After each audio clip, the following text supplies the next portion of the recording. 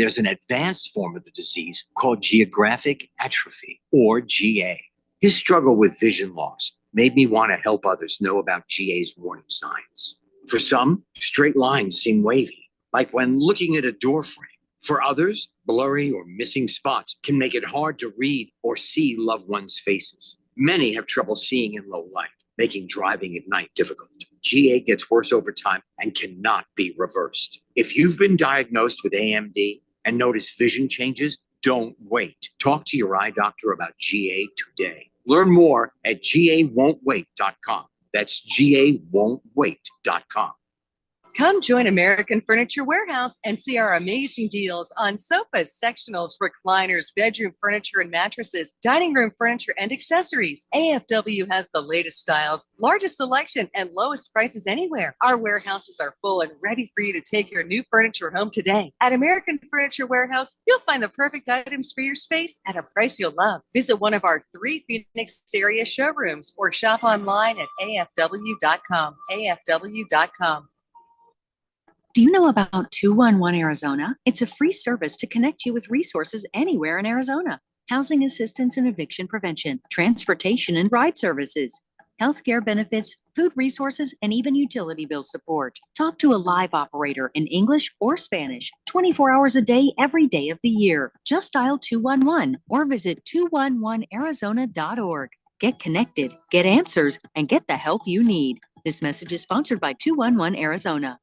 If you're rolling over your 401k to an IRA soon, but not sure if you want to go all in on this crazy market, here's what many retiring professionals are doing. How about a safe and secure IRA offering a contractually guaranteed 10% income bonus that grows 7% annually guaranteed? Your income can double in 10 years. Meanwhile, neither your principal nor your retirement income is ever subjected to a market downturn. Even if the market crashes by 50%, you get the 10% bonus. Your income keeps growing at 7%, and your principal may grow without losses, uncapped. You go up with the index, never down, forward, never back. Get a 10% income bonus with a 7% contractually guaranteed growth rate. I compare over 1,200 annuities with a fiduciary duty and can help you retire and stay retired. Guarantees rely on the financial strength of the insurer, so compare with leading annuity authority Steve Jurich now. Visit IQannuity.com, IQannuity.com, IQannuity.com. Come join American Furniture Warehouse and see our amazing deals on sofas, sectionals, recliners, bedroom furniture and mattresses, dining room furniture and accessories. AFW has the latest styles, largest selection, and lowest prices anywhere. Our warehouses are full and ready for you to take your new furniture home today. At American Furniture Warehouse, you'll find the perfect items for your space at a price you'll love. Visit one of our 3 Phoenix area showrooms or shop online at afw.com. afw.com. Live from the Harmon Solar Studios in Scottsdale. Here we go. This is KQFN Tempe. Also transmitting on K25CD Phoenix at 99.3 FM and K240U Fountain Hills at 95.9 FM. All right, people, settle down. Because it's time. What? Showtime. When does it start? Right now. 3, 2, 1. Let's get on with the show. Let's do it.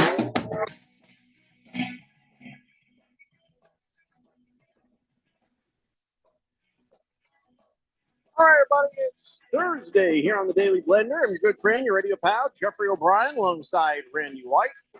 Got Keon Rose in the control room, and you guys are on the Fanatic text line, 888-368-1580, as we broadcast live in the Harmon Solar Studios in Scottsdale on February 1st. I just changed my my calendar already. Yep. And then now it's February. That went by fast. That January just went by so fast. But hey, the important thing for you guys to remember is don't forget to pay your rent. Make sure you pay your rent / mortgage or whatever you need to do today, because late fees are of the devil. 888-368-1580 as we broadcast live in the Harmon Solar Studios in Scottsdale. And George is already here. Okay. He says, happy Thursday. And he says, looks like us Americans are not smart. Oh, yeah, I saw that.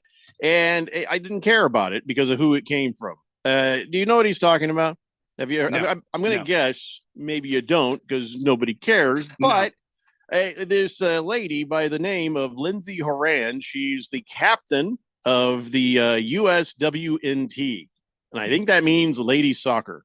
And I guess she was saying, she says, American soccer fans, most of them aren't smart. It's like, okay, I don't know about the average intelligence of a soccer fan, but I'm pretty sure calling them not smart is probably not a way to make them happy. I feel like that's maybe a bit insulting right there. And her whole point was that she's like, when I'm in France, everybody understands soccer. So if I have a good game or a bad game, they can tell. But in the United States, it's like they can't tell if I have a good game or a bad game. And so they don't know the game. They don't understand. But then all of a sudden, I think she realized what she did. She's like, but it's getting better. So, yeah, I guess American soccer fans, most of them aren't smart. According to her. Yeah. I don't know. I don't know most American soccer fans. Yeah, she might be right. She might actually have a point, because when she's not saying not smart in terms of, well, you can't add, she's just saying, do you understand the game of soccer? Which it's not our sport. So why would most of us be I'm smart not sure about what's it? to understand. They run around forever, and occasionally somebody kicks a goal. I think I've got a good understanding of the game of soccer now. Because you can there are different formations to things, and you can trap people. Different formations. Yeah, like you can have like a front line that has more people on it, and then your back line is, you have a few defenders because you're trying to be offensively aggressive. I'd like to know if those Frenchies know how to play American football. They probably don't. And also, American football is more complicated. But like that. Thank you. That's still, we don't understand soccer as well because it's not a sport we give a damn about. I think rather than saying we're not smart, I think it's we don't give a rip about soccer. 0%. Most of us just don't care. Yeah, but that's what she means. Just like whatever you not that they use that phrase in soccer, but your soccer IQ, well, it's not high because you don't look at it. You're not winning friends when in this country most people could give 2 craps and a half about soccer, but she's not insulting us. Yeah. She's not insulting us. She's insulting American soccer fans, the people who do care about soccer. So I don't feel by saying most of them aren't smart. She didn't say most of them are maybe not as educated about the ways of sex. She just says most of them aren't smart. So she basically is calling all American soccer fans numbnuts, idiots, boneheads, whatever you want to call them. That's what she just called them. And it's not us because we're not soccer fans, but it's soccer fans who now, I wonder how they feel about this. Probably not great. I think you could call them numbnuts right after one of those goal kicks where they're all covering their nuts. Oh, yeah. You see what I'm saying? Yeah, then you could call them numbnuts. Yeah. So yes, don't mistake apathy for ignorance or lack of intelligence. But evidently, little Lindsey Horan has decided that American soccer fans specifically, most of them are not smart. I guess she feels like she's got to make a statement after taking over for who was that other captain on the what was her name? Was it Megan Rapinoe you're thinking of? Okay. All right, there it is. I don't think that she's doing that. I just that might be her genuine opinion. Her place in the world, take over and be a big mouth captain of the women's soccer team. Yeah. I that might be her genuine opinion. Probably still shouldn't have said it out loud. Because like the thing is, the American soccer fan is still kind of a subset of American sports fans. You're a smaller slice of the pie than if you were a hockey fan or a basketball fan, a baseball fan, or whatever. So this does not hurt me at all. I do not care. American soccer fans, most of them aren't smart. But if you're trying to grow the sport, your base is probably not the group of people you start taking off first. I just would advise against that. Probably. Yeah, again. Yeah. More wisdom. Yeah. I'm not offended. Not a soccer fan. But if you are a soccer fan, now maybe you have somebody to write a letter to. 888-368-1580. Rico Suave says, hello, fellas. Hello, Rico. What's up, Rico? Swazman says recreational soccer was awesome back in the day. Also, World Cup is fun to watch. Plus, soccer as a little kid. Oh, that was cool too. But American football rules. You are correct, sir. Well, at least here in these United States, yes. These United States, yes. Oh, hey, I wonder if we should give away tickets today. Yes. Anytime we could give away, yes, that is a yes. Well, here's what we got. We got a couple of different kinds of tickets to give away.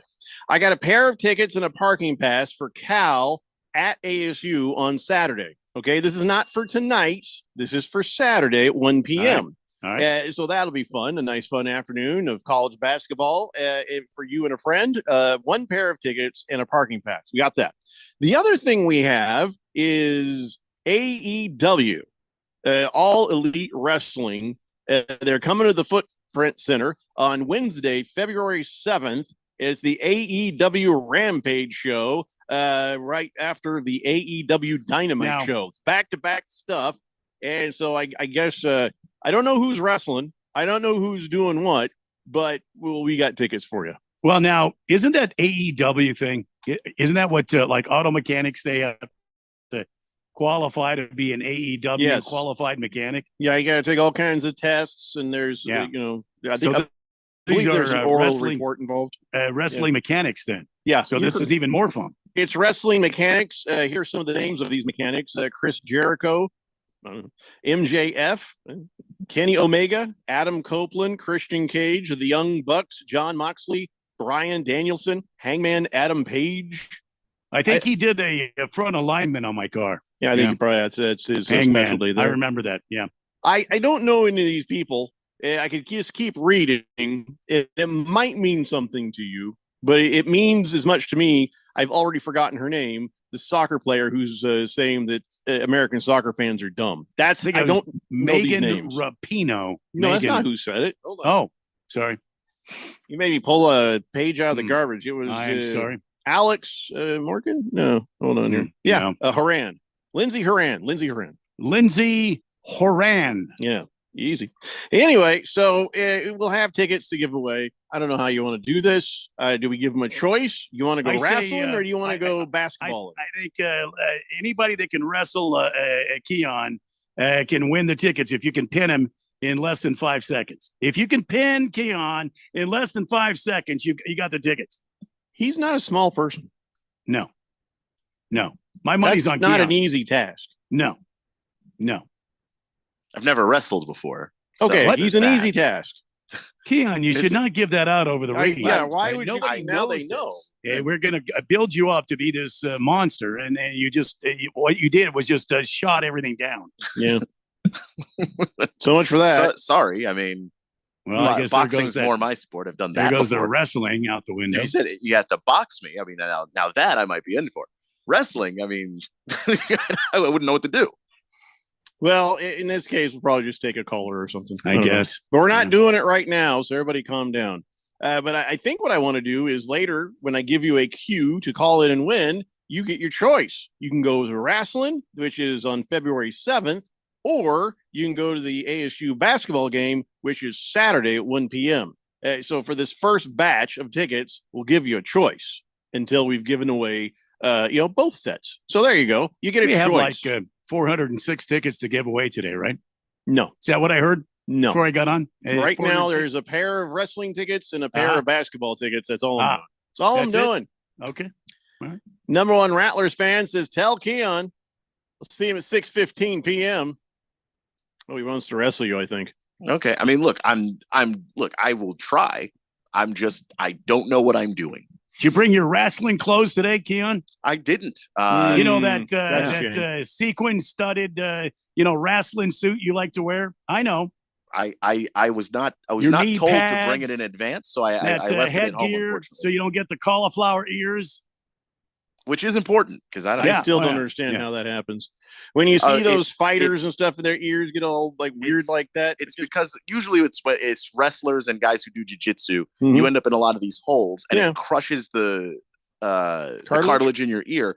But your ear, it happens so often. You train today, it crushes it. It trains the next day, so it never gets to form back properly. So then I feel like that should be easy to fix. If it happens to you once and you stop. Yeah. then yeah, you can fix it. You can go to a doctor and they'll drain all the these stuff. guys let to do that. But the thing is, if you continue fighting, there's no point because it's going to happen again, and you'll be right back where you started. So wait till you're done fighting, and then go do it. Okay. Well, I've seen the former fighters, people who were done fighting, walk around with these giant. Well, the thing is, some of these guys, lumpy ears. They're not professional fighters anymore, but they still fight. Like I still you do mean like in a gym and stuff, or yeah, what? like the supermarket. If you steal my cart, I'm gonna kick your ass, or what? Maybe. I mean, have you seen some of these guys? Did you see that UFC fighter? Some dude came at him with a knife, and it took him a moment to remember. Oh yeah, that's right. I'm good at this, and he just destroyed the guy in between two cars. Some crazy guy came in with a knife. It was amazing. Yeah. I don't remember who it was, but I love that video. Just beat the brakes right off of him. I always like the stories of guys who used to fight that people think they can mess with now, and then you're like, no, that person was a professional for a reason.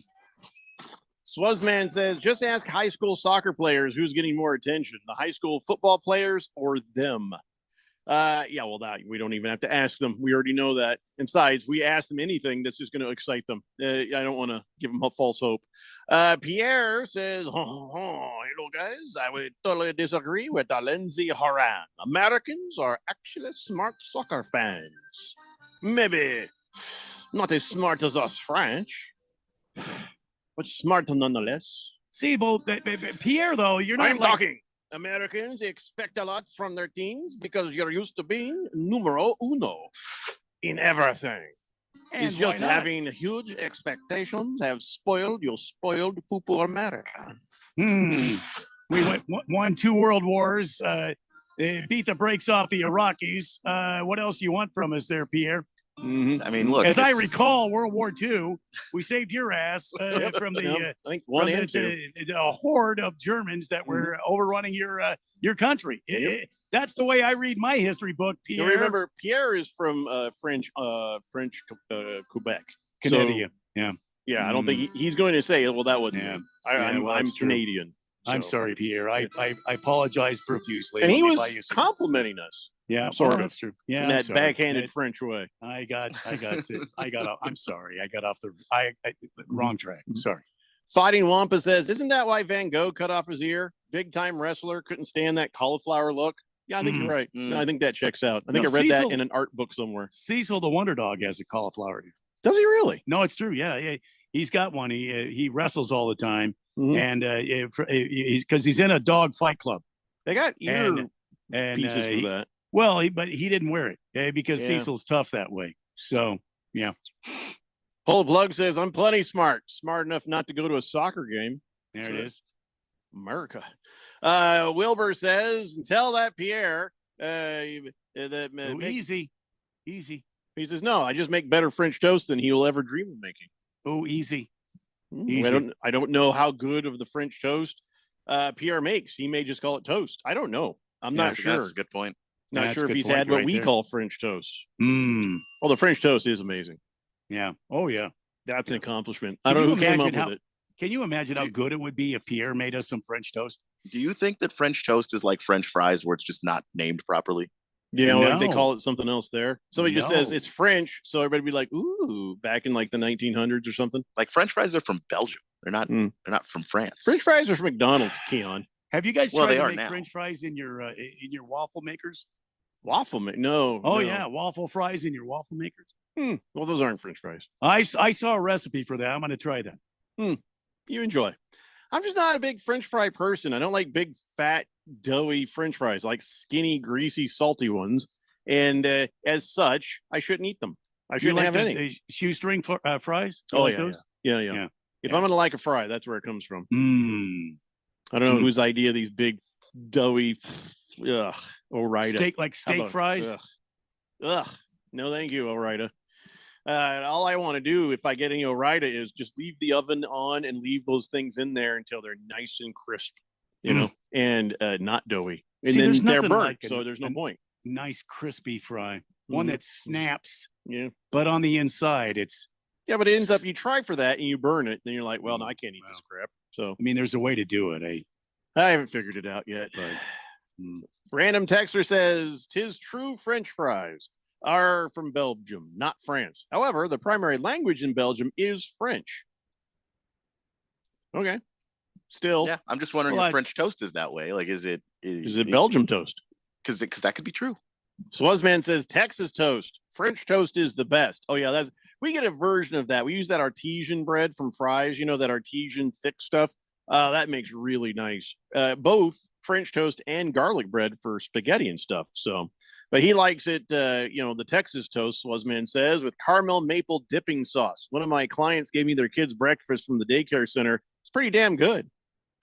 Wait a minute. Wow, there's a lot going on there. Yeah, it's like you just made a statement that actually has more questions to it than answers. You just took some sort of a snack from your coworker's child? He says one of my clients gave me their kids' breakfast from the daycare center. So was it the food the daycare center made, or is it the food that he brought with him? So now, if this is food brought from home, you don't know how it was made. You don't know the cleanliness circumstances. And if this kid's walking around, his little snot running down his nose at the daycare, wipes the nose and he grabs. Yeah, he's got this thing in one hand and a toy in the other. God knows what germs get transferred onto it from there. Can you imagine? So much could go wrong with whatever the hell it is you're talking about here. Yeah.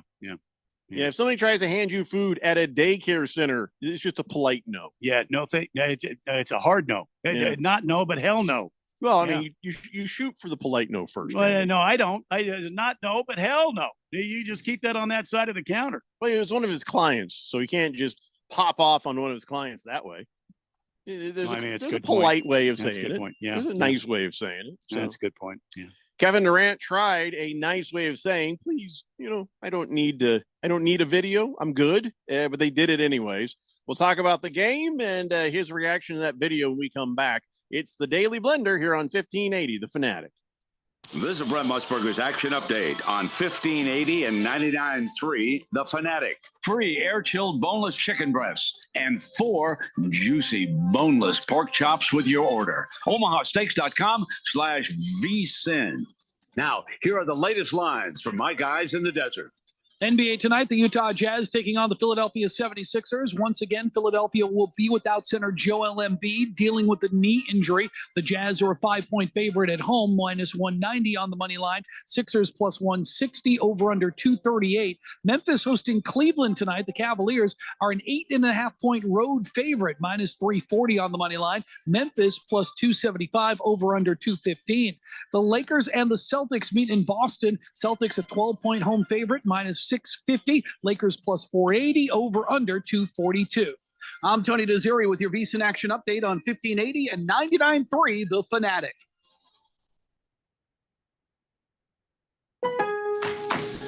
Get the appliances you need right away at Lowe's. Explore the largest assortment of brands you trust, like Whirlpool, Samsung, and LG, in-store or online at the best values.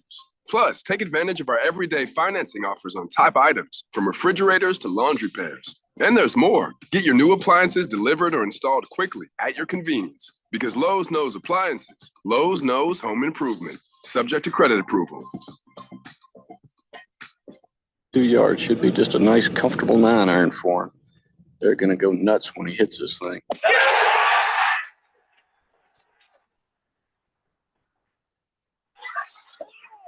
What in?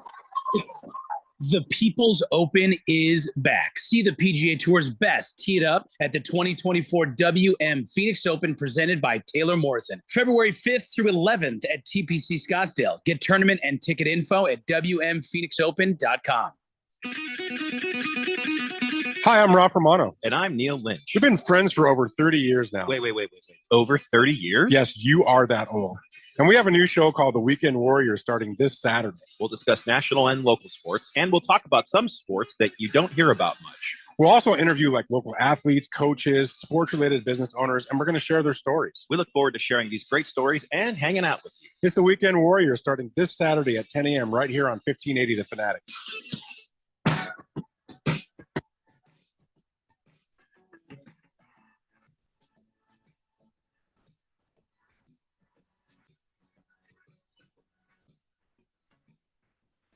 Blender here on 1580 The Fanatic.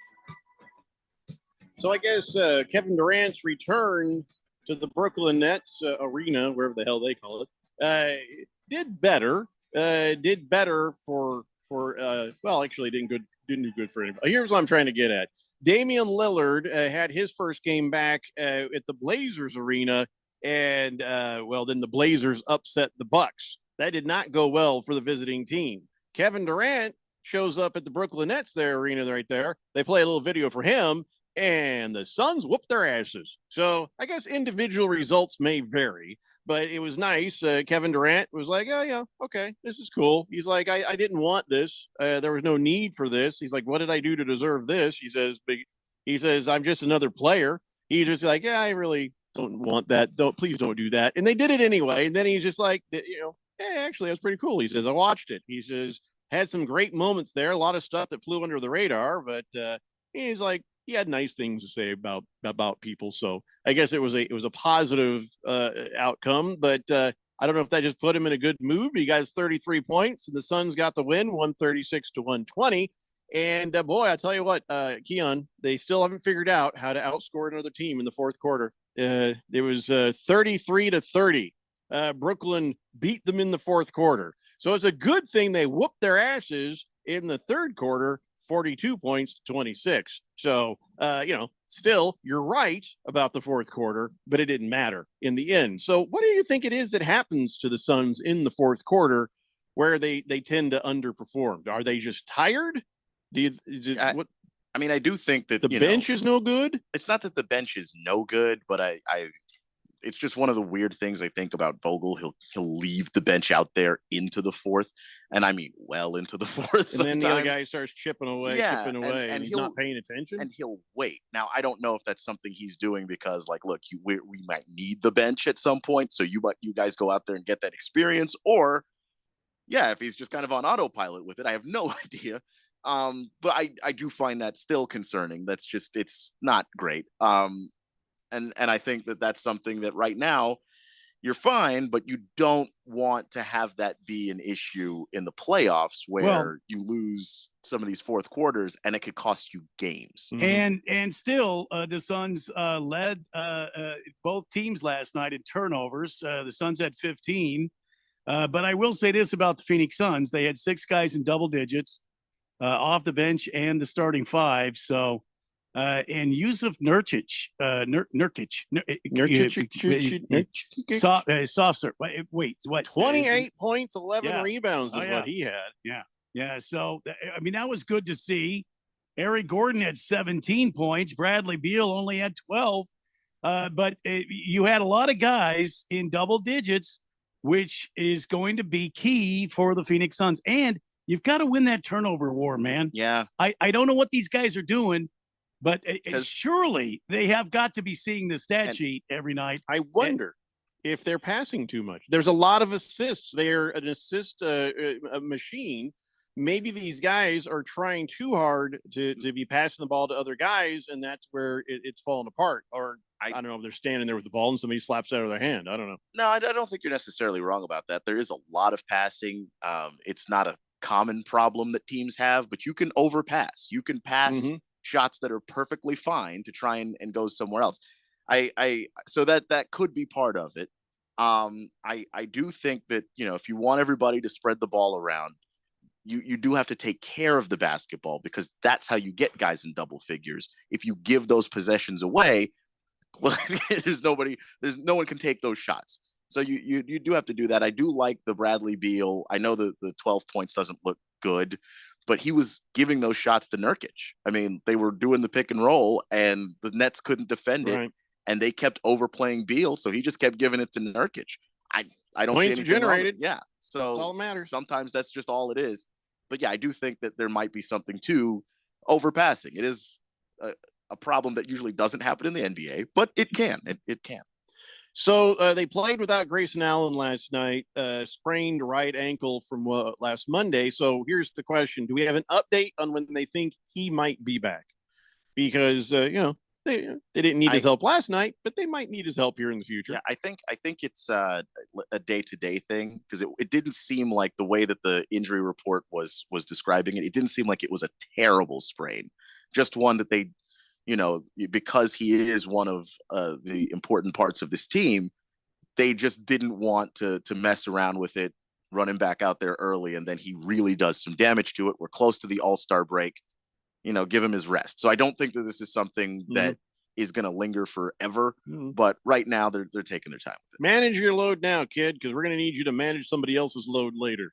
That sounds dirty, but it's not. Yeah. The Suns got Atlanta tomorrow night. So there you go. Congratulations and go Suns. We have a retirement in the NBA. Mark Gasol has announced that he is retiring after 20 years. Gasol. What? No, it's pronounced Gasol. Where's the H coming from? I didn't use an H. Gasol. No. It's Gasol. No. Gasol.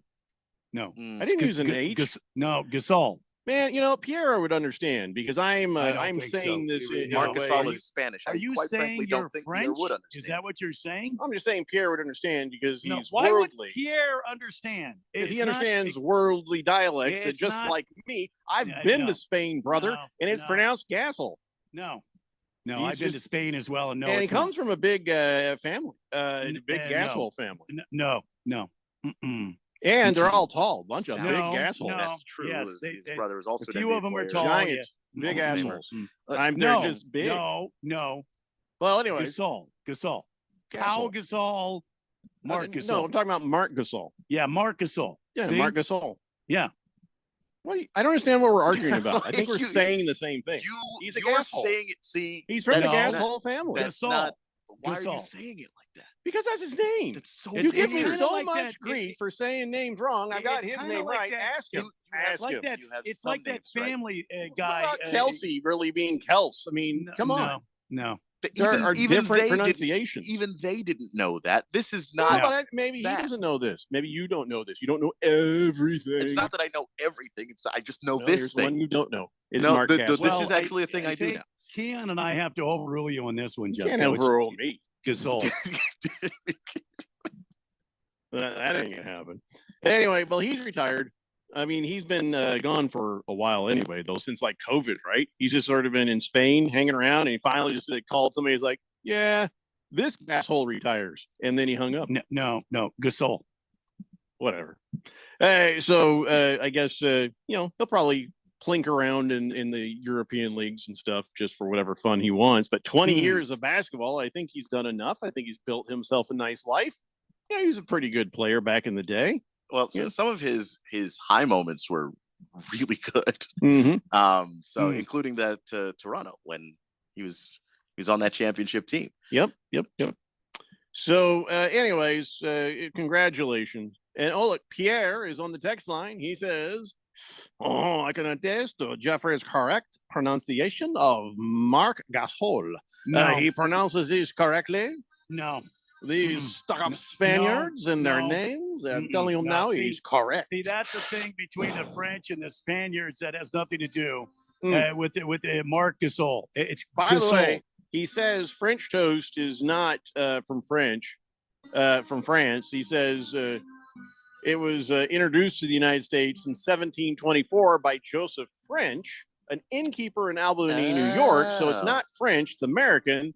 But then he's kind of a jerk about it. He's like everything in America, French toast is mislabeled. Just, I don't know why you got to be that way, Pierre. I mean, we do mislabel things a lot. We tend to not care too much. Don't be such a gasshole. Anyway, no. See, there's an H in there when you're saying that family is like that. I'm just saying, Mark and Powell, all those guys are like that. I went to his basketball reference page to see if I could get a pronunciation of his name. It's not there, but a list of well, it's not there. Then what? A list of nicknames for Marc Gasol is there. Including things I have never heard anyone refer to him as, like La Tanqueta, Big Mark, Big Spain, and Big Burrito, which I've never heard anyone call him that in his illustrious. When has that happened? Burritos aren't from Spanish. No, yeah. Exactly. It's a weird nickname. No. This man has amassed a 14-year NBA career, and I've never heard anyone refer to him as that. The big burrito. That is that's not Spanish. Just another face in the crowd says, "I was a gas hole in the Air Force Army. My basic job was put fuel in the aircraft." That's cool, man. No. Thank you for your easy service. No. Kenry from Jamaica says, "Jeffrey, you messed up my one-liner yesterday. M Power Box. It's SPR Power Box. What is he talking about? Henry, this is why bringing up stuff from yesterday is tough. We don't remember. Oh, and by the way, it's not SPR, it's SRP. So, and I didn't mess up your punchline. I just, I also didn't understand that was a joke. So, random texter says the French and fries is the type of cut the potatoes, lengthwise. That's a French cut. Huh. I don't feel like I'm smarter now for knowing anything. Sun Devil Raul says, my dad was in the Air Force. Yeah, and my mom wore army boots. What do you want? Big George says, Randy, did you see that Tucker Barnhart? Yeah? Did you see that thing there? And AJ Vukovich got non-roster invitations today to Arizona Diamondback spring training.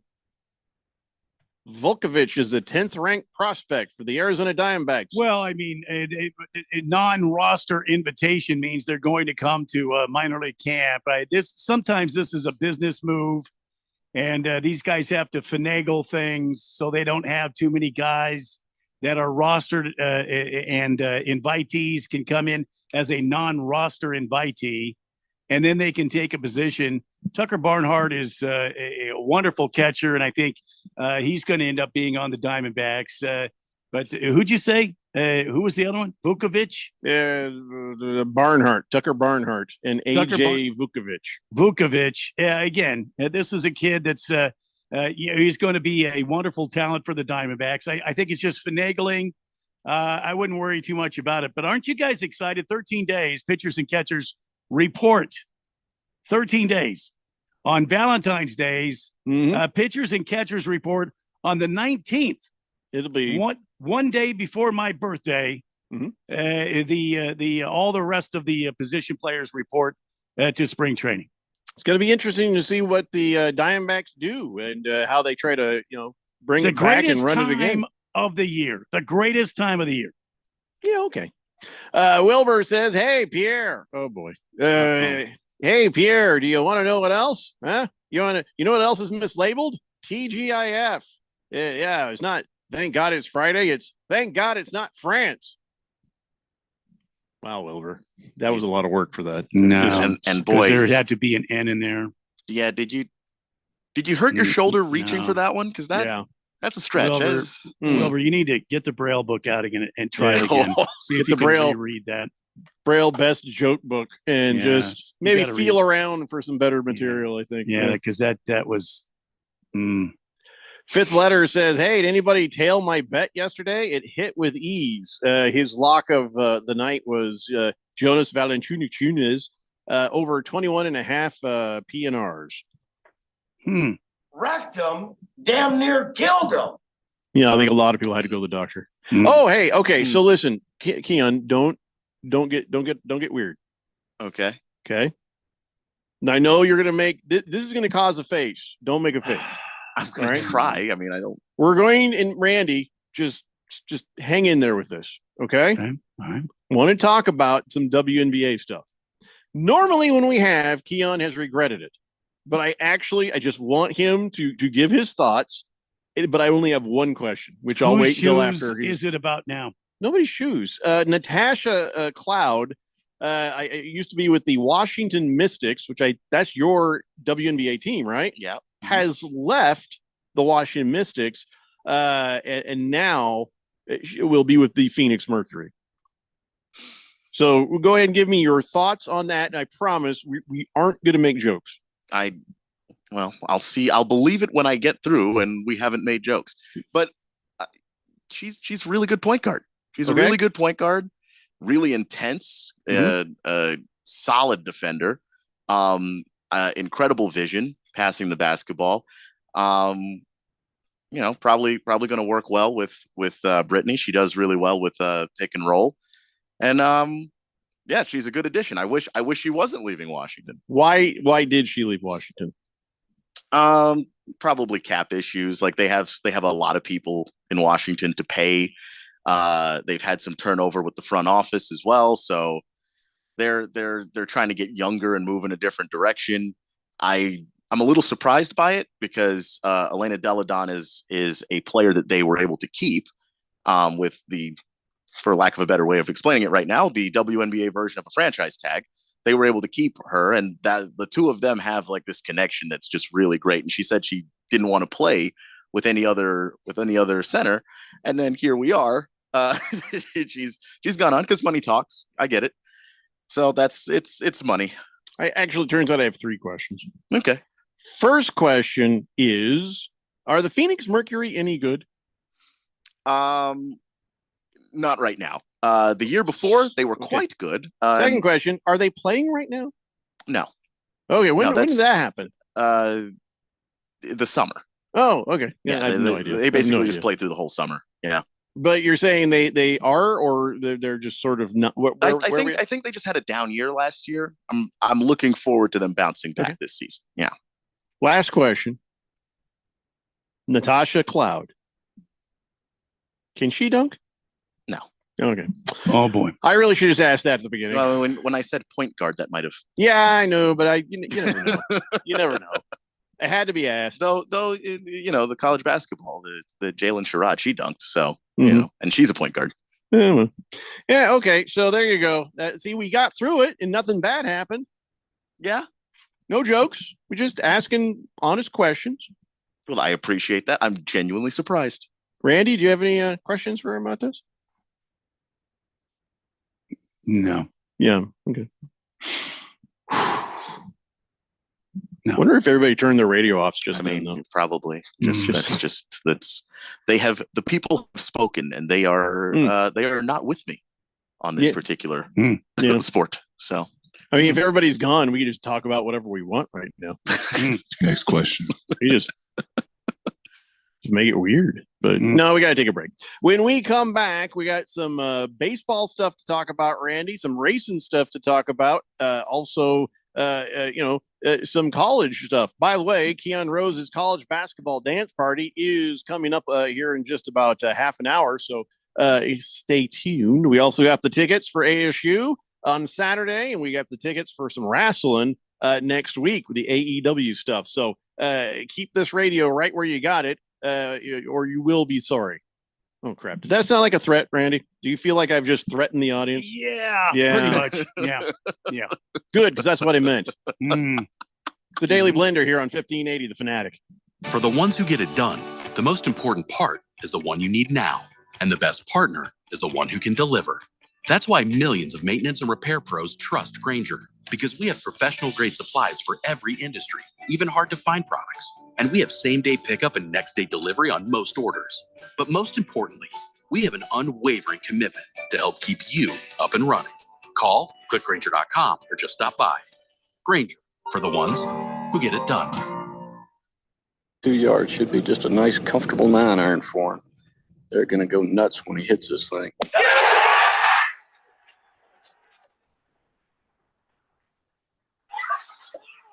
What in? The People's Open is back. See the PGA Tour's best teed up at the 2024 WM Phoenix Open presented by Taylor Morrison. February 5th through 11th at TPC Scottsdale. Get tournament and ticket info at WMPhoenixOpen.com.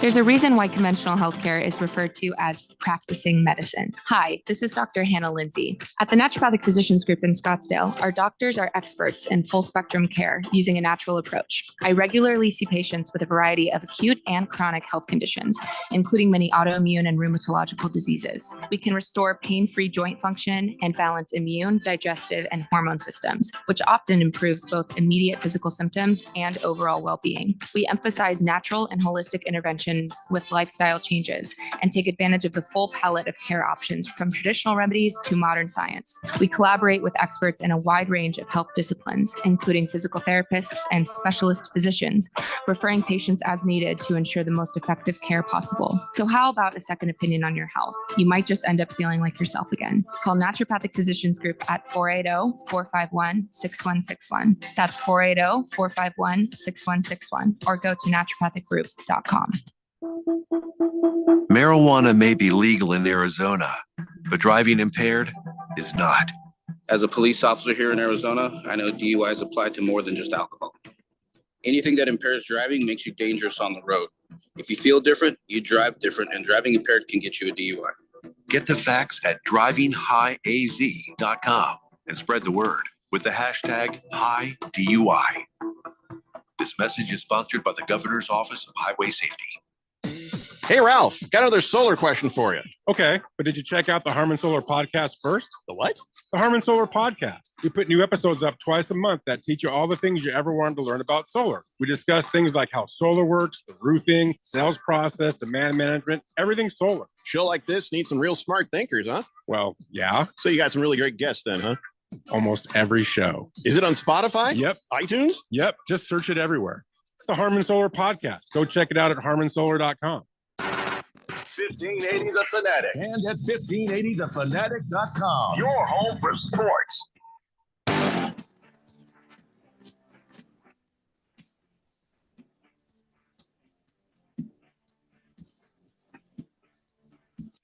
Hey, Blender here on 1580 The Fanatic.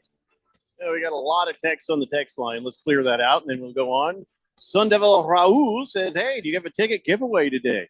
Yeah, we do. We got ASU tickets for Cal visiting ASU Saturday at 1 p.m. Got a pair of tickets and a parking pass, or a pair of tickets for AEW at the Footprint Center on Wednesday, February 7th. I don't know who's fighting, but it's back-to-back AEW Dynamite and AEW Rampage shows. So that's what I know. I don't know who's fake fighting in it. I don't know who's fake wrestling in it. I don't know who's going to do what. Maybe you just have to look it up. But we got those tickets today. Sun Devil Raul.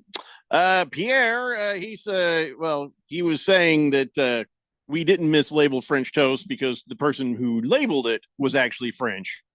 But he does take issue with Caesar salad. He says, in general, Sal's chicken. That is also mislabeled. Okay, Pierre.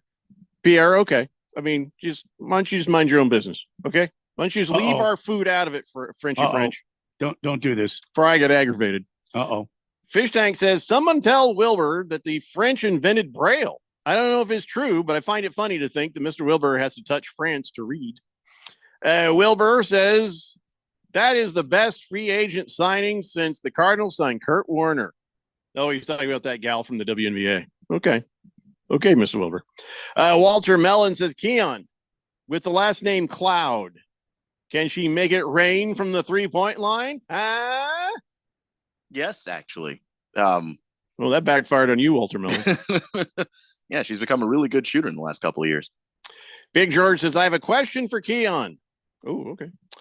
He says, if a player in the NBA wants to use a bigger ball, can they? Well, no, because the whole team has to play with the same size ball. It's a team sport. Yeah.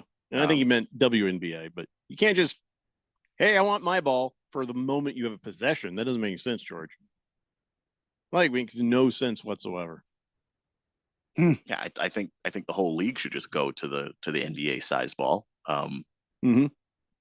Because I think they can handle it, but not my call. If they can handle a 10-foot rim, they can handle a full-size ball, and they can handle a regular 3-point line. I've spoken. Random Texter says, hey, I got a question. How is it that Keon knows so much about the WNBA, and why? Because he likes all sports. He's a fan. I like basketball. I'm a fan of the WNBA. I watch it. And he finds some of those ladies very attractive. It's not always reciprocated. Yeah. But, Keon appreciates all sports and all women. Just like I'm a basketball fan, and I think they play good basketball. And he likes the ladies. That too. A lot. But I don't know why we're stressing this. That's not why I watch the WNBA. I just wait for you to say, I only like one lady right now. She knows. Swazman says, I've been to Whistler Ski Resort and Val Taser in the French Alps. Okay. He says, the French and Canadians are very similar. Not very tough, but great hospitality. I've been to both countries. Huh. Let's see. Sun Devil Raul says, Heights. Okay. Let's see. Oh, he says, do you have a text size limit since you ignored my long text I sent you? No, Raul, I just don't always see every single one. And then when you keep texting in, it pushes it up the screen and I don't see all of them. On my screen, I can say, 3 or 4 texts at a time. If I go up, that's like 7 or 8 texts back. So, I don't read everybody's text every time. So you just have to get used to that. Big George says, I like the WNBA too, but for very, very different reasons. I don't think I want to know his reasons. Yeah, just no, don't go there. Don't just move along. George, I'm pretty sure that they are not dominatrixes, so I'm just going to stop you there. Just Big George, you have along. a wife and 2 yeah, children. Okay. All right. So CK says, you're right, Jeffrey. I like hearing that. He says the WNBA players can handle full-size men balls, the basketballs. Beer me, please.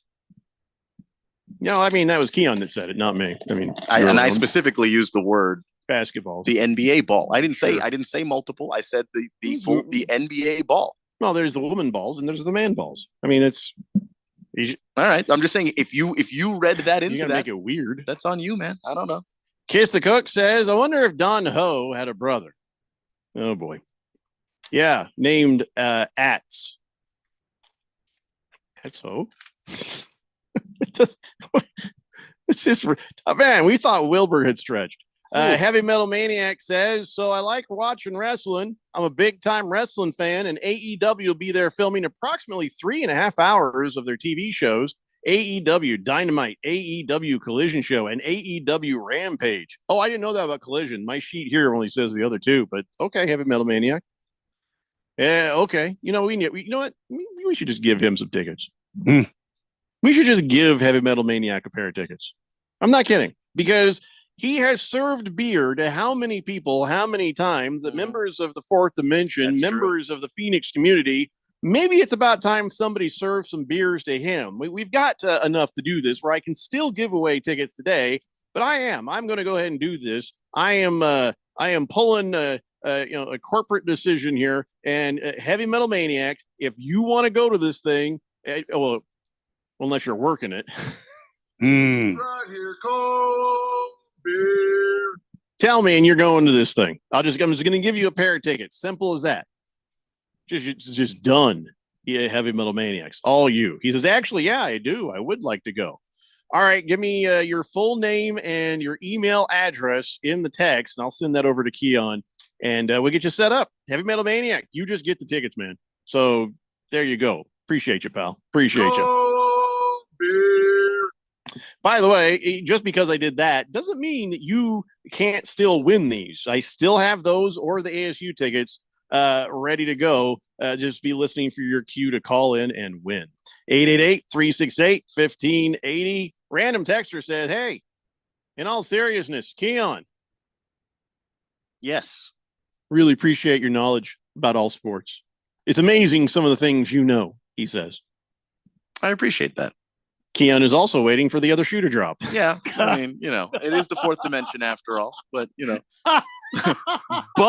and then, a dissertation on all the things that I don't know, which is also a lot of things, admittedly.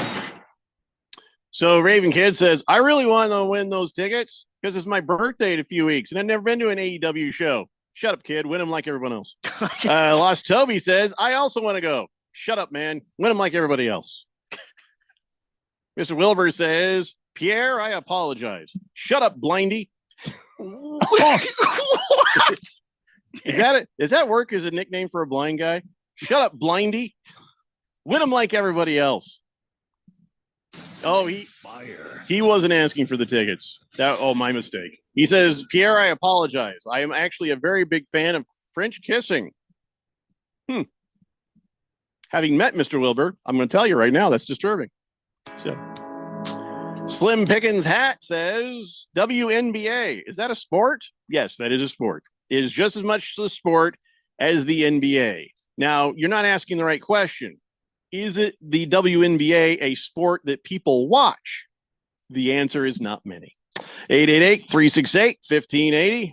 And Big George says, here, Jeffrey. Oh, he says, I applaud your decision to give Heavy Metal Maniacs wrestling tickets. Shut up, George. I don't need your approval.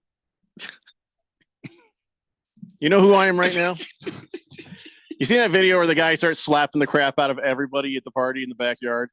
Yeah. First he smacks the kid, and then people go, "Hey!" and he just goes through slapping everybody. And then a line of cops come in and try to arrest him, and he's just slapping all of them too. That's me right now. Even Mr. Wilbur, who he wasn't even asking for tickets. He just, yeah. Just blind. Shut up, blindy. Oh my God. Big George. He also says that I think Heavy Metal Maniac served me a beer at Game 3 of the World Series last year.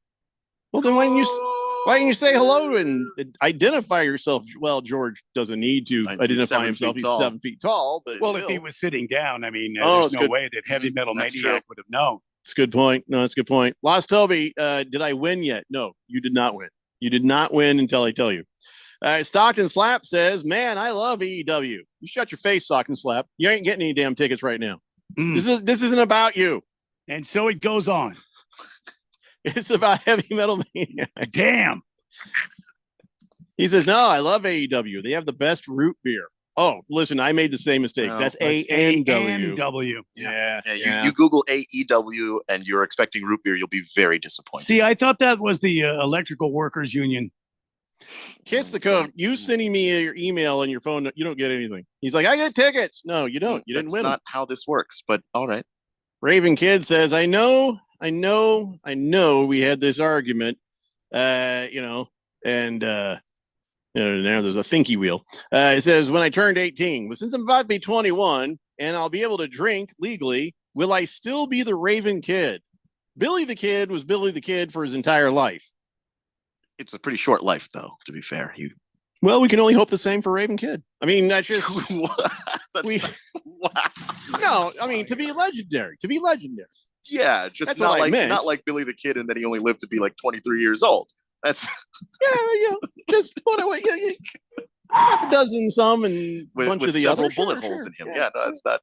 Wow. So don't no, wish you're that on anybody. always the Raven Kid. Raven Kid. You have no choice.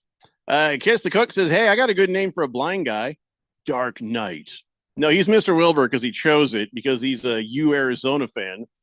So no, he doesn't get to have a cool name like Dark Knight. So that is pretty funny. Swazman says, hey, by the way, Jeffrey, I got that $100 for winning fantasy football from Harmon Solar. Make sure you tell Ralph thanks and the sponsors and, of course, you guys.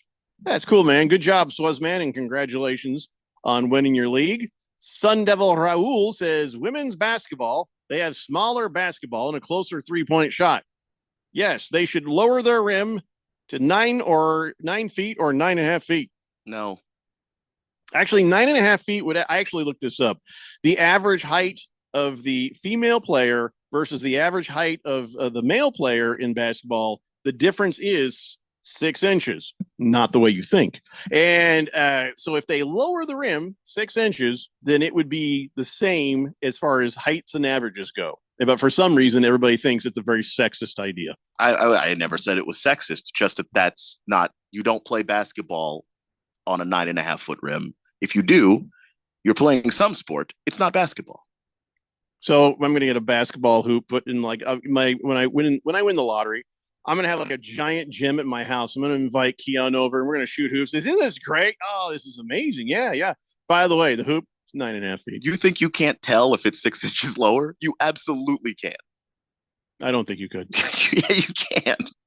If you play basketball, I'm going to slide my crotch right over your face as I dunk on you. It's that.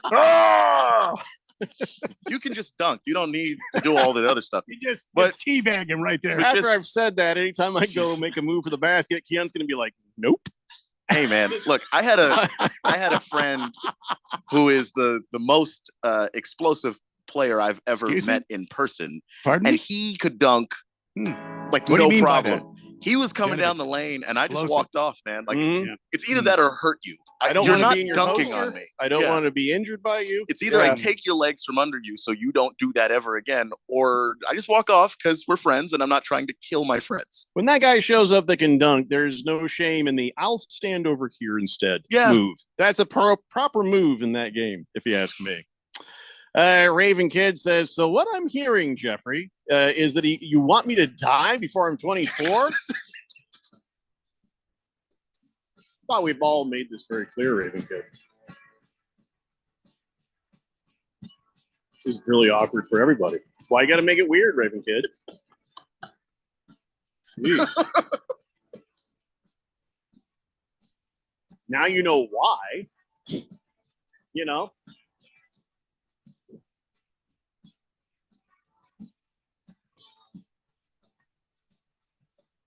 Boss Toby says, what does Mr. Wilbur say when you tell him a wild, crazy story?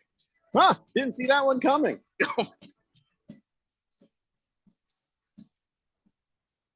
Yeah, we're just going to be done with this hour now. You'll let it marinate in all your heads. And we'll be back for hour 2. It's the Daily Blender here on 1580, The Fanatic.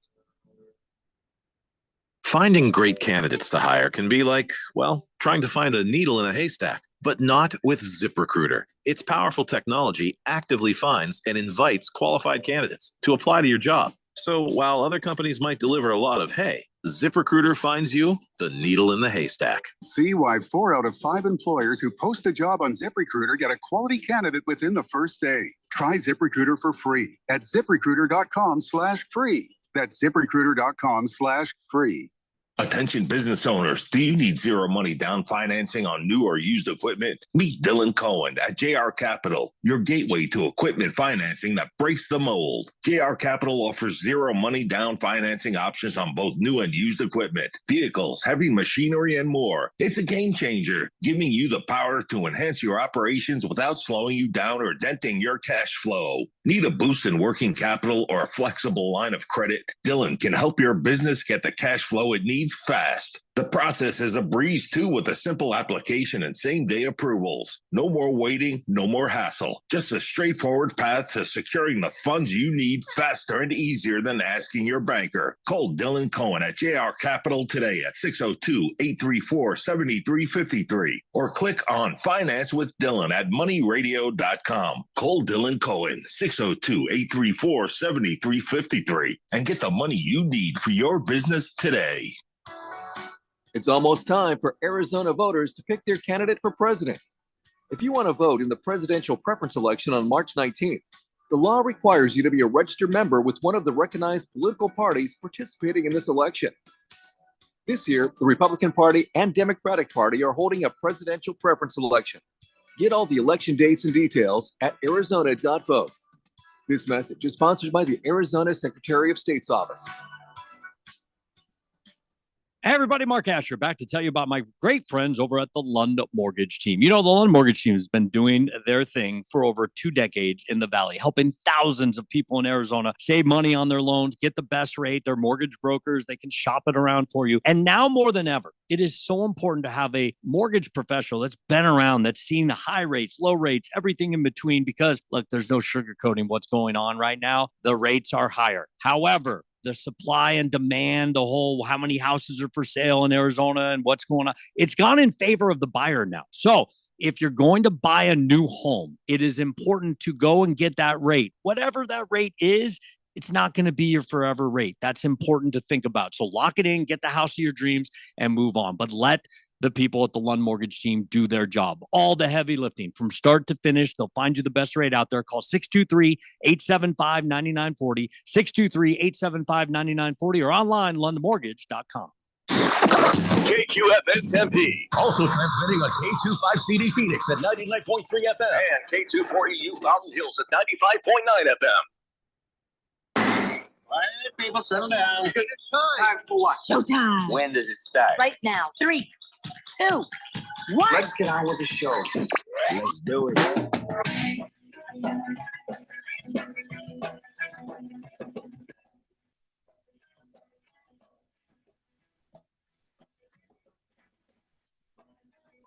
All right, everybody, it's 4 o'clock here on the Daily Blender, and your good friend, your radio pal, Jeffrey O'Brien, alongside Randy White. Got Keon Rose in the control room, and you guys are on the Fanatic text line, 888-368-1580, as we broadcast live in the Harman Solar Studios in Scottsdale. And I felt like today was Friday, like all day long, or just maybe wishful thinking. But I feel like today got a Friday feel, but it's not. So we're not doing Keon Rose's college basketball dance party today. We're doing that tomorrow. So Please hold all your comments, questions, recipes, and concerns about that until tomorrow. Right now, though, I do want to talk something NCAA with you, and that is they finally gave former Alabama baseball coach a 15-year show cause after that betting scandal. And that leads me to, well, my first question. The hell is a 15-year show cause? I've never heard that term before in my life. He can't work as a coach for 15 years in the NCAA? I don't understand this term. Basically, he would have to demonstrate to the NCAA that in that window that basically he's not doing any gambling again. He's not going to be involved in that kind of thing. And I mean, he would have to really convince them. If he can work again before the 15 years. But if he's not capable of doing that, and again, I don't know exactly what they're going to ask him to do to show that, he will not be working again for 15 years. Well, then I'm confused. So he could start back up with Alabama tomorrow if they hired him, but then he's like on probation. He has to keep showing that he hasn't done anything wrong in all that time. Basically that this is something that he's not going to engage in ever again. And they would have to believe him. So they probably wouldn't let him back tomorrow because, it might be, oh, you're only doing this because you got caught. Not, I actually took the time to rethink my life. And in like 5 years, he goes back and says, hey, and it would be an appeal process and there would be a board, I think. And they're going to go through and see if they can actually essentially show that he wasn't involved in gambling anymore, or he's off of it forever. And he might actually have to have somebody else corroborate this. It wouldn't just be his word. I don't think anyone's just going to take that at this point. Doesn't sound like a whole lot of a penalty or a punishment for this guy. Well, he's fired and he can't rejoin college baseball for 15 years. Unless it's not what Keon just said. It's just it depends on how intensely they're going to judge him. It could just be in 3 years. They're like, yeah, no, screw you. We still think you're dirty, and he ain't coming back. Like he's a good coach, though, which means he might be back sooner than you think. He might be back in terms of someone would risk hiring him once he was cleared. I just don't know who would hire him without the NCAA clearing him first. Well, cleared is 15 years from now, I thought. See, that's very confusing. Yeah, I mean, it's just if they think, okay, he's put whatever issues have led to any of this behind him, either just sheer stupidity or whatever, then they would clear him in less than 15 years. It wouldn't, 15 Nobody years should hire this guy. Is the max. Yeah, stay away from this. So here's the thing that was really interesting. Let me read this to you. The school and enforcement staff agreed that the violations in this case occurred when Bohannon communicated via an encrypted messaging app with an individual he knew to be engaged in sports betting activities and provided him insider information about the starting lineup before notifying the opposing team. Specifically, Bohannon said, so-and-so is out for sure. Let me know when I can tell so-and-so. Hurry. Yeah, basically, this guy was making the bets for him. Yeah, he's just it's stupid. It's very stupid how just plain it's Pete Rose stupid. It's same stuff that Pete Rose was doing, only Pete Rose lied about it, and Bohannon, because of technology, got caught. Yeah, and the other thing with the show cause penalty is that if you hire a coach with a show cause, you will be penalized a lot just for hiring him. Yeah. Just by who? Could be scholarships, could be the opportunity to play in postseason stuff, things like that. No, I think you'd be out of your mind to hire this guy just because of the risk that would be involved. But then again, he was 30 and 15, and at that time when he was fired, sure, he was 9 and 12 in the SEC, but I mean, 30 and 15, not a bad record right there. So who knows? You know how it goes. It's not about integrity. It's not about honesty. It's not about the truth. It's about how many games can you win us? So Bohannon might be back sooner than you think. The issue too, and the risk you're taking is if he were to gamble again, if he were to be dumb enough to do it again, the NCAA is going to drop the hammer on the school, not just on him. So if you hire him in that window and say, you know what, he's a good coach, we're going to eat the penalty, fine. but know that if he is the one that screws up again, you get punished for it. So on the other end of this, the guy he was sending the messages to, Bart Eugene Neff, was charged with obstructing a federal investigation, including destroying evidence, tampering with witnesses, and providing false statements to the FBI. He now faces a maximum sentence of no more than 10 years and a fine of $250,000. And so, yeah, that seems a little bit more than a 15-year sort of probationary period that maybe you get to work again. Well, the difference is he lied to the FBI. Like, that's, you know, the NCAA can't punish you the way the government can. Well, didn't this guy have to talk to the FBI too? Didn't Bohannon end up having to talk to them? Are we sure he didn't lie to them as well? Well, either they couldn't prove it or they didn't feel like he did. So the guy who did the bidding, he's probably going to a federal prison for about 8 to 10 years and having to pay $250,000. And then the other guy who was like, hey, make a bet for me. I'll have to go work at Home Depot or something. Yeah, I mean, you got to make sure you can trust the other person. You know, like if two people are engaged in some criminal enterprise and the FBI gets both of them, if one guy turns on the other guy, then yeah, it's going to be an unfair punishment, even though they were both doing the crime. Stunning. Anyway, so there you go. That's the latest on that. So. Walter Mellon says the moral of the story, there's two, don't cheat. Okay. And the encrypted messaging apps like WhatsApp, people think they can get away with whatever. Oh man, the man always finds out. That is true. Yeah. I don't know why there's nothing that you type in your phone that can't be recovered or found or taken or intercepted. Yeah. Yep. Oh, it's an encrypted app. Yeah, okay. Nothing is a secret. I mean, and for now, it just needs to be compromised once. And then your encrypted app is, in fact, no longer encrypted. Mm-hmm. So, and then somebody gets a subpoena and you have to unlock that phone, and then the cops are going through your stuff anyway. So it doesn't matter if it's encrypted or not. So, hey, Randy, remember old Wilma Flintstone? Jock Peterson? Yes. Yeah, I do remember. Yes. Well, it turns out he's just thrilled to be coming to the Diamondbacks. Yes, he's really sure happy. He is. Yeah, he's happy for his $9.5 million 1-year contract, which includes a mutual option for 25. But he's just saying, he's like, I've been watching these guys. He's like, yeah, I've been watching these guys. They got to the World Series, and they didn't do it by luck. They did it because they're good and they're young and they're crazy. He's like, yeah, I want to be a part of that. He said they've always done the little things right now, and they've added young superstars that are changing the game, stealing the bases, hitting the homers. They're electric, and I want to be a part of it. Man, he makes me want to be a part of it.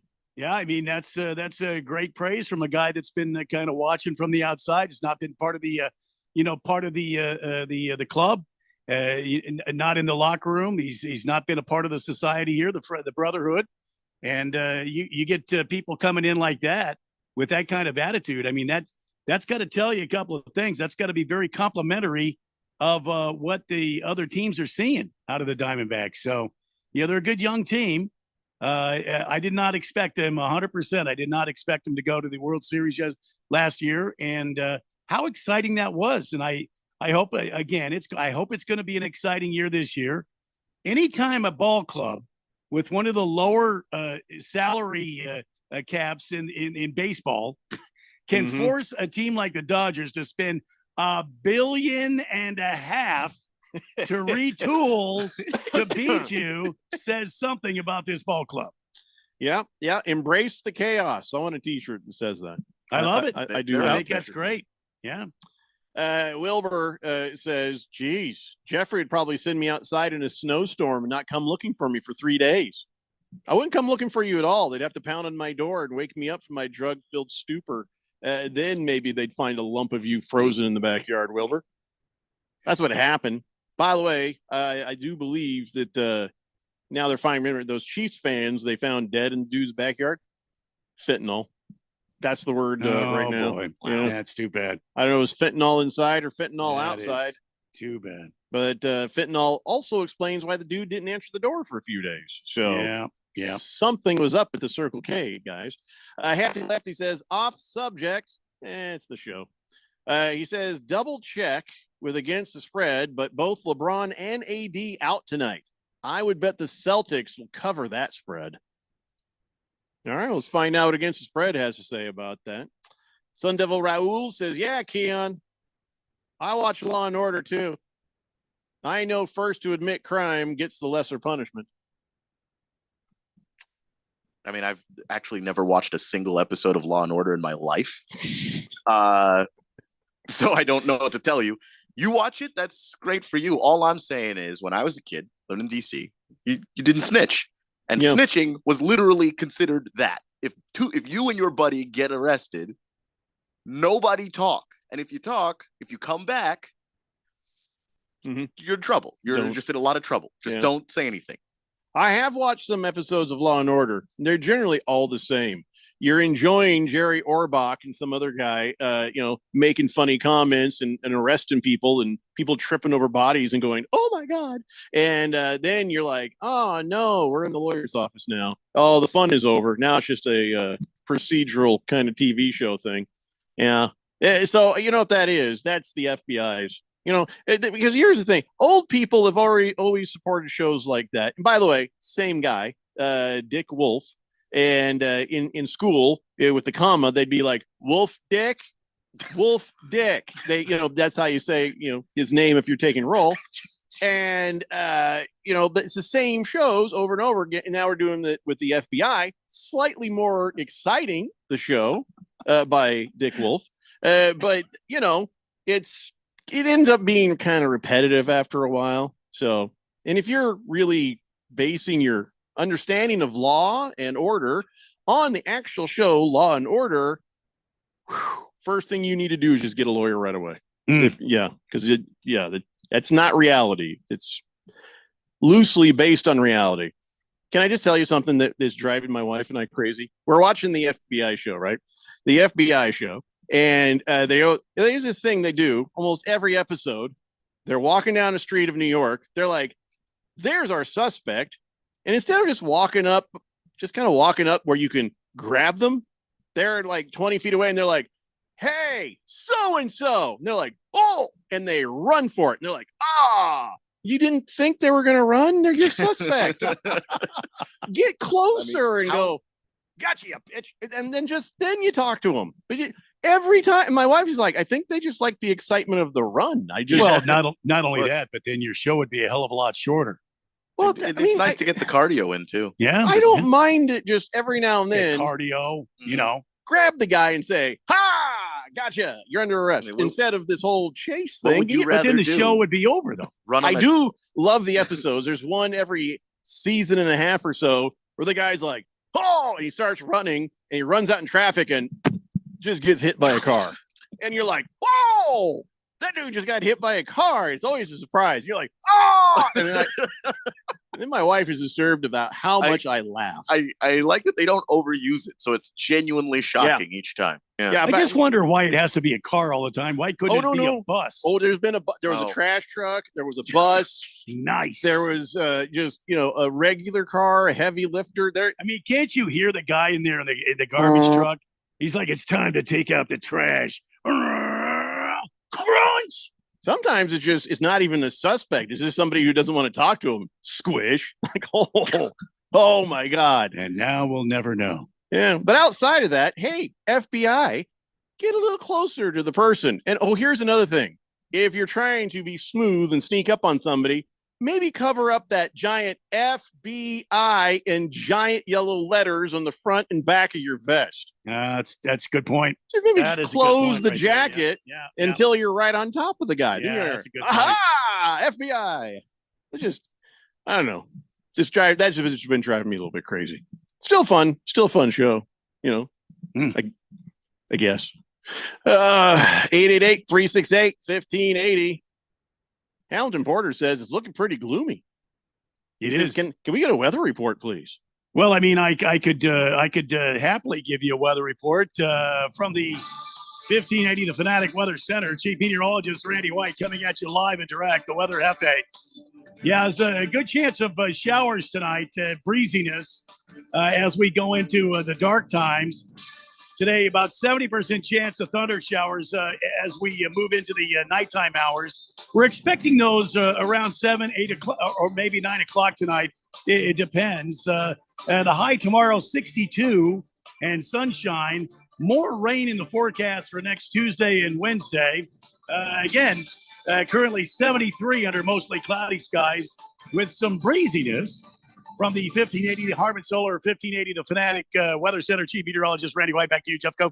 Thank you, Randy. And okay, I'm glad to see the weather, settling down, at least with the temperatures, at least. Well, we're sort of in the back end of our winter time here in Arizona. But this is a beautiful time of year.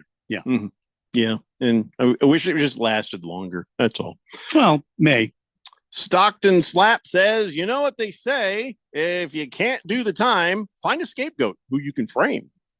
No, that was Chris Carter who informed everybody you should have a fall guy. Mm-hmm. Swazman says, remember when Tom Brady crushed his phone during Deflategate and they never got any information out of his phone? Oh, that's a great idea. That's what you do right there. Yeah. I mean, private text, internet stuff is always out there, but private text, no, they're not. Yeah. Everybody thinks Tom Brady's so amazing. As a Colts fan, I'll tell you right now, he is the devil. I just wonder how he crushed it. Sledgehammer? I guess What did he use? What implement did he use? It'll always work in a pinch as a car door. Just close it into the car door a bunch of times like that. But, you've got to make sure and destroy all of the circuit boards. Well, the SIM card at the very least. You don't get rid of the circuitry. No, it's all about the SIM card. Well, and if it doesn't have a SIM card, then you're right. Yeah, you destroy all the circuitry. Heavy Metal Maniac says, Keon, as they say, snitches get stitches. Yes, that's what he said. Random Texter says, how is it that they always solve those crimes in 1 hour? But the stuff you see in the news, that takes years. I know. Because they're TV shows. You can't have a TV show where the crime solved takes years. That's not true. TV cops are always better. More Here's what we should do. More effective. I know we're going through a change of police chiefs in the city of Phoenix. I think what they need to do is just call up and just get the cast of FBI to come here. There it is. And there you go. And the cast of Law and Order and the cast of all these shows. Oh, yeah. You got to get the Criminal Minds guys. All those guys here just running the department. And crime will be over. Like in 5 days. We're going to clean up the mean streets of Arizona. That's what I'm saying. You gotta get them in there. What? Did something happen? No. I heard a weird pull. Was it me? Mm-hmm. Was it me? I don't think so. No, I think Keon had gas. Maybe. Glad I'm not there. Case the Cook says, on pointing at him and yelling, there he is. Yeah, it's just why? Why are you doing? Hey! Or my wife says in law enforcement, if some dude is going down the street and two people are across the street staring at him like this, yeah, he's going to figure out something's up and get a little bit spooked and run. So maybe don't both you stare at him like, we can see the perp. Also, talking into your caller is a dead giveaway. I see the guy. He's right over there. It's like, who does that? So, of course, I know you're the feds. Case the Cook says that Alabama coach, he seems like a real gas hole. Yeah, I don't know if he's related to Mark or Paul. Here we go again. Yeah, nice callback, but no, doesn't work again. Niner Napolis says Keon is a hypocrite. Well, you know who else says that is Sun Devil Raul. He said the same thing. Oh no, it was Sun Devil Raul. Oh, my text line's going crazy.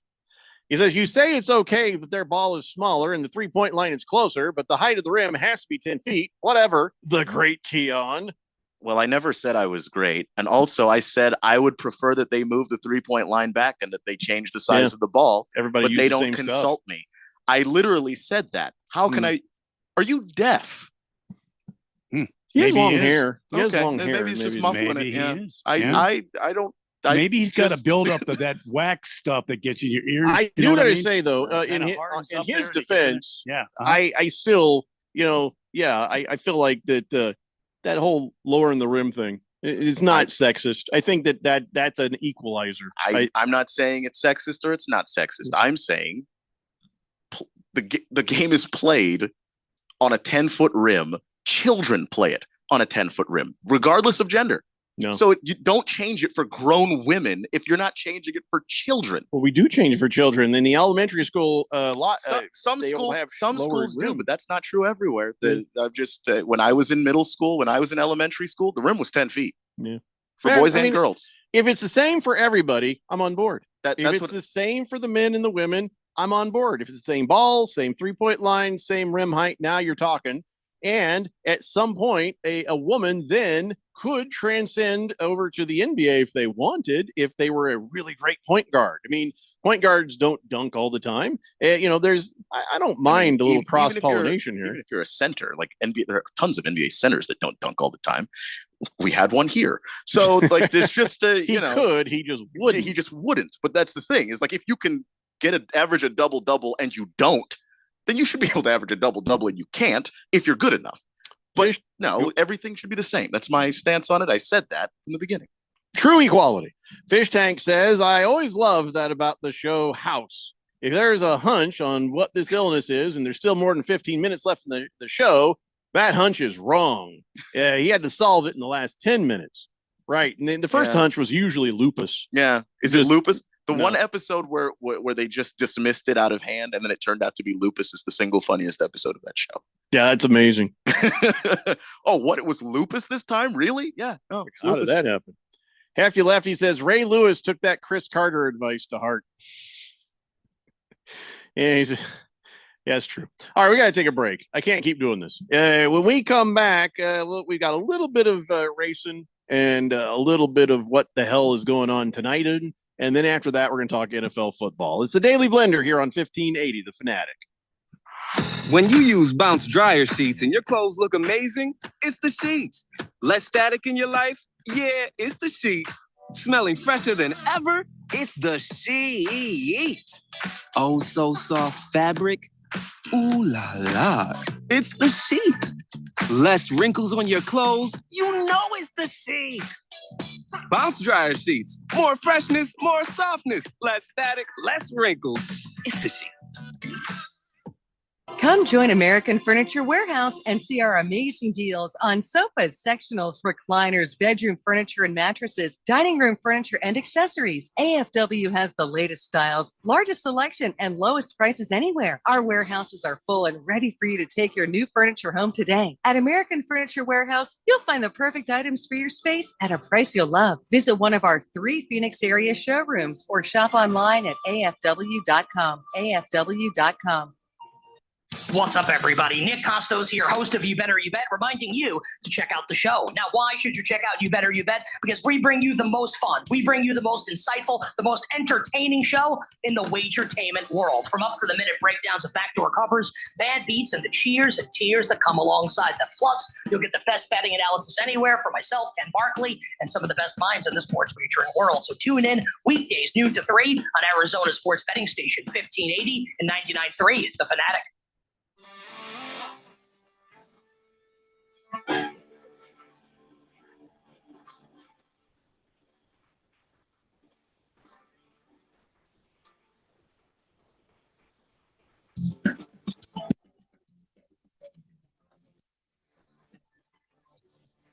Hey, Blender here on 1580, The Fanatic. So tonight, 6:45 p.m., we've got the broadcast. Seattle U is visiting the Lopes of Grand Canyon here.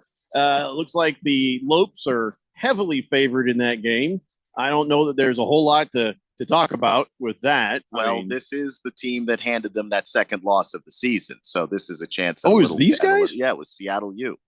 So there's a chance at a little bit of payback. Yeah, you got to get payback. You got to stomp these guys if they beat you earlier in the year. Yeah. No mercy. No mercy, McLaughlin and other people.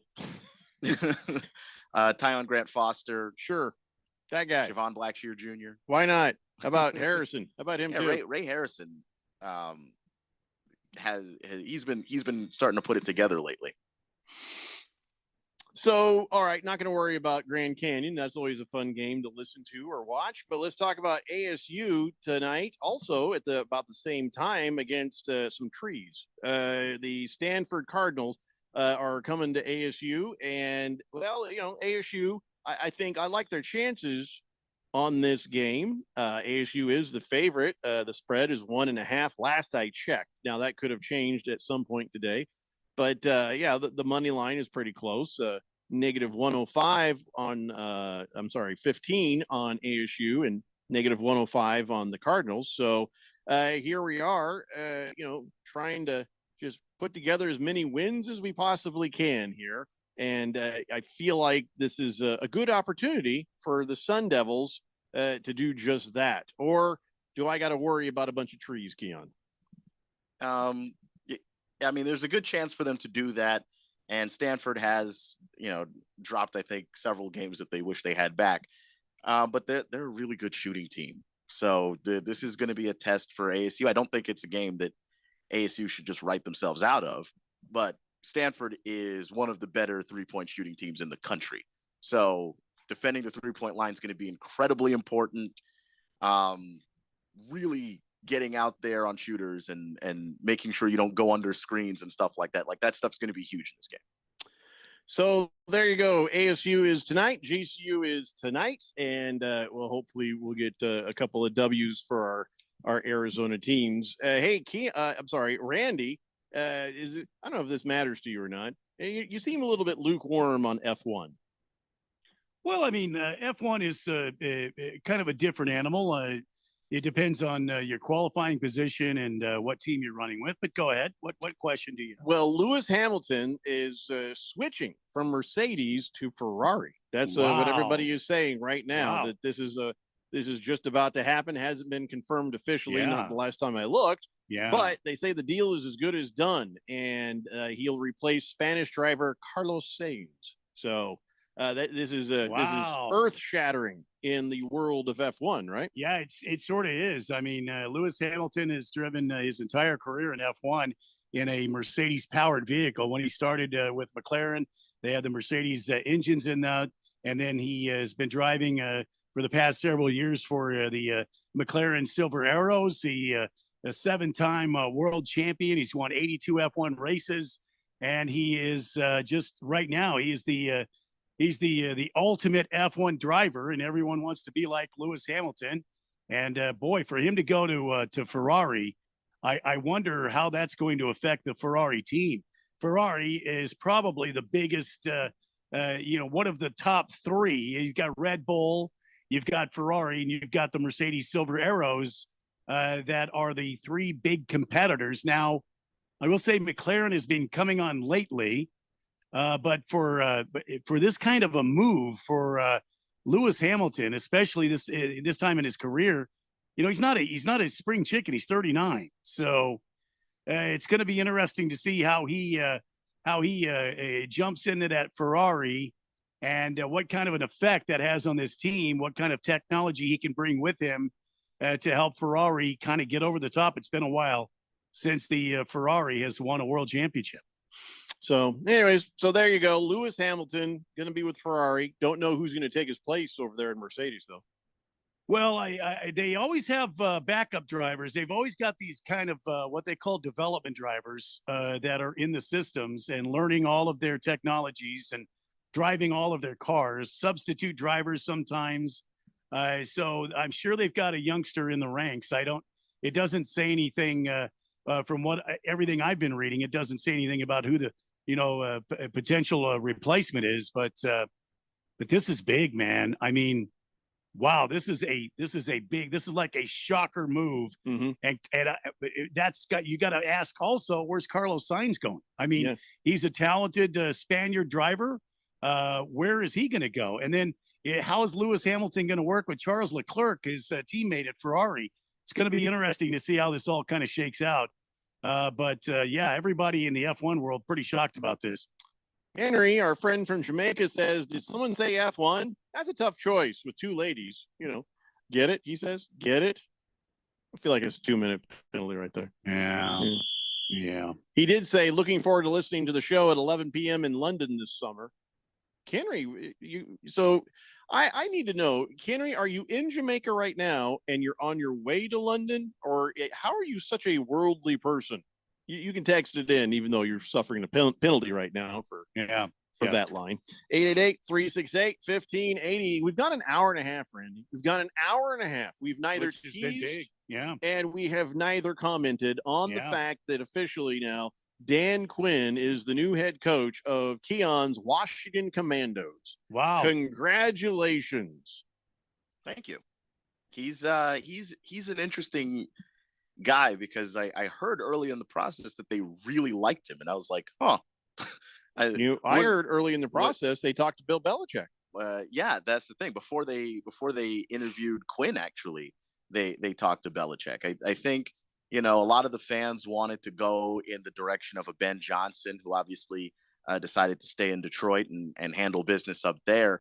But he wasn't a lock for the job, from what I understand. They really wanted somebody who was going to be seen as a leader, someone with that background of showing up and being the biggest presence in a room. And you really can't do that in Detroit because the biggest presence in the room is Dan Campbell. And then the second biggest presence is probably Aaron Glenn, the defensive coordinator. So Ben Johnson hasn't really had that. So he wasn't ever a lock for the job, even though I think a lot of people wanted him. Where, say what you want about Dan Quinn, people want to follow that guy. And I think that's something that they even said in the press conference they were looking for before they started the coaching search. So, I think that Dan Quinn is a guy that's a really good coach, really smart guy, really good leader. I just wonder if he has been able to sort of get the stink of that Super Bowl off of him, because nothing happened good, I think, for the Falcons afterwards. They had one record, they had one way of reacting to adversity in that building, and then they lost that Super Bowl, and they kind of just any team started coming back on them, even when they were up in a game, they folded. So I don't know if that's still him or if he can put that in the past and move on. So you're looking at that. What happened there is overreaction. Yeah, I do think there's a little bit of overreaction. I think that there's also like lessons that he needed to learn in Atlanta. Like, hey, if you're a defensive guy and you have an offensive coordinator who is running your offense really well, people will hire him away. Do you have a succession plan in place for what happens after that? And I don't think he did. And so like when Shanahan was gone, kind of had a pretty solid team the next year. The lost to that Nick Foles Eagles team. And then after that, there just really wasn't a whole lot in place at the offensive coordinator spot. So that's going to be a really important thing moving forward for him. Now, I've said this before, and just I wish they were, if I were a team owner or a coach, man, all I want to do is if things are going well and we're on the right path, I just want to do everything I can to never, ever, ever lose my coordinators.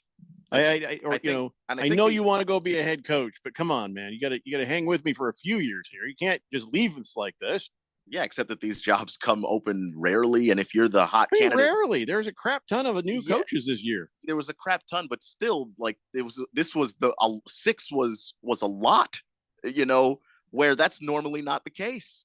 Normally it's you got 3 or 4 teams maybe, and you might be the hot candidate this year. There's no guarantee that you're that next year. Another team doesn't hire another coordinator who has a fantastic season and they make a run to a title game, and then you're kind of the forgotten guy, and your chance to strike and get your job was this year, and you waited. Like that happens to people. You're the guy one minute, you're not the next. So, you got guys like DeMeco Ryan who saw what was happening with Bobby Slowick and wanted to keep that with his young quarterback, CJ Stroud again. He just backed up the Brinks truck and said, hey, I will pay you whatever. Yep. There's no salary cap for assistants. Nope. And for coordinators. So our friend Henry from Jamaica, he says, born in Jamaica, living in Phoenix, grew up in London. Most of my family still lives in London. You're a very wordly dude, man. That's very cool. Interesting, man. Lost Toby says, where do I send my email for the tickets? You don't, Lost Toby, because you did not win. You didn't win any tickets. Well, we got some weird email from a guy. I was told that I won a Super Bowl tickets. Where no, you didn't. Shut up. No, we don't have them, and we're not giving away if we did. We made that very clear on the radio. Let's see. Random Texter says the Atlanta Falcons head coach by Dan Quinn team that went to the Super Bowl wasn't even Dan Quinn's team. That was Coach Smith's team. Coach Smith? Like, okay, gotcha. You Like mean Mike Smithy Smitherson? Mike Smith built the team, yes. Ah. But Dan Smith took them where Mike Smith never got them, Dan the Quinn. Super Bowl. And so did Dan Quinn. Mike Smith never All got of them. Mike Smith never got them to a Super Bowl with the team he built. So yeah, it wasn't Quinn's team, but that's what the general manager's for, to build the team. Hey, so you know how the Panthers have that new head coach, Dave Canales? Yeah. Oh, I said it right. Yeah. Dave Canales, and so he came out, and I think this was my first clue. Something's wrong with the guy. He's like, Bryce Young is our guy. He's an amazing talent. Oh no, that's first off. I think Bryce Young does have incredible talent. It's just it's not a fit for that team with none of the talent around him. But also, that's what he's supposed to say. Like David Tepper, wanted somebody to work with Bryce Young and help elevate him. And if you're taking the job, you need to understand Bryce Young is your quarterback. You don't have other options. The owner wants Bryce Young. Therefore, you want Bryce Young. So he's just saying what he's supposed to say. Well, the Carolina Panthers, what do they have? No, they don't even have a pick in the first round. No, they gave it to the Bears. Yeah. The Bears have their number 1 overall pick. Oh, well, good luck, dude. Yeah. Panthers are going to suck again next year. So and that's why you don't fire your coaching staff after 1 year. They've got to build something. And if Canales comes out and struggles this year, which he probably will because the team's still bad, is Tepper going to fire him too and end up paying like 5 different coaches to not coach for him? Well, or whatever the number is now. They knew about his weirdness. Dave Canales, this is just weird. So it turns out now that the team knew about this, they didn't care, but there's a little bit of a weird thing going there with Dave Canales. And that is him and his wife co-wrote something that, well, maybe we don't tell people that don't know us. You know what I'm saying? Here's what happened. So according to the book, Dave Canales was a dirty, filthy cheater in their marriage. And he says he had multiple affairs and he had addictions to pornography and alcohol as well. So this guy was spanking the monkey with the porn, and he was getting liquored up with the alcohol, and he was out there banging chicks not named Mrs. Canales. So all the way around, not real great on integrity there, if you ask me. And so then I guess not that anymore, I guess. Well, no, she caught him, and whatever she had over his head there was enough for him to say, "Oh yeah, I think it's a good idea. Let's write a book and tell everybody about everything that just happened between us. Maybe you can help them." More than likely, it's the same thing as if you see 2 people sharing a Facebook page, that means somebody cheated. You know what I'm saying? And they can't be trusted with social media. And in Canales, holy God, there's a book. So, just can't be trusted to exist. He had multiple affairs on his wife. And so I guess they went through counseling and they found their way back to what they call a Christian-based marriage and all that stuff. But I've had gals say, "Oh, I used to do this, but I'm a Christian now. I'll never do that again." Yes, you will, because you did. And so I'm just saying that doesn't always mean that person is. Yeah, and maybe I'm being a little too optimistic, but like if someone's trying to turn over a new leaf, not letting them do that is not. No one is going to. What's the incentive to change if you try to change and then everyone is always like, "Are you sure you're still not doing it?" And you're like, "No." So I don't know if his wife is still fine with being married to him. If the book helped. Yeah, I wouldn't have told everyone any of that. But his wife was worth it to him, I guess. Some reason in the last 10, 15 years, maybe 20, we got to the point where like everybody needs to know everything. Yeah, we didn't need to know that. I'll just be the first one to tell you. That's no. How long ago did these affairs happen? All I know is the book was published in September of 2022, back when nobody knew who the hell he was. He was an assistant with the Seahawks, and so nobody really even heard of this thing until they started looking at him as the head coach, and then people start looking him up. And they're like, "Do you know he wrote a book where he was having a problem with spanking spanky and the drinky and the girly girlies. Holy God. And so I don't know how far back their actual marriage goes, but he says that he cheated on her before the wedding with somebody. So he was constantly cheating, constantly thinking about it and all that. So, listen, great, good for you. I mean, people can change. Sometimes people can change and decide to be the person they want to be right now, and they don't want to be that person anymore. They can. People are also kind of true to their natures as well. So, it's just, if you're going to believe that in like free will and that people have the ability to, and that they're responsible for their actions, then you have to believe they can change. But, personally, if somebody's cheating on you, it's over. I think that's the way to go. Not write a book, just end the relationship, because, just because someone can change doesn't mean that you have to be the test subject again. Well, whatever the case, none of my business. That's up to them. They wrote the book. It's out there. And now, everybody in that locker room is going to be kind of looking at him like, there's like, yeah. So, maybe Dave Canales, just stick to the football. When you're talking to the guys, just stick to the football. It's probably a good idea. 888-368-1580. Let's take a break. We'll come back and we'll talk non-scandalous things. We'll just talk some regular football things. It's the Daily Blender here on 1580, The Fanatic.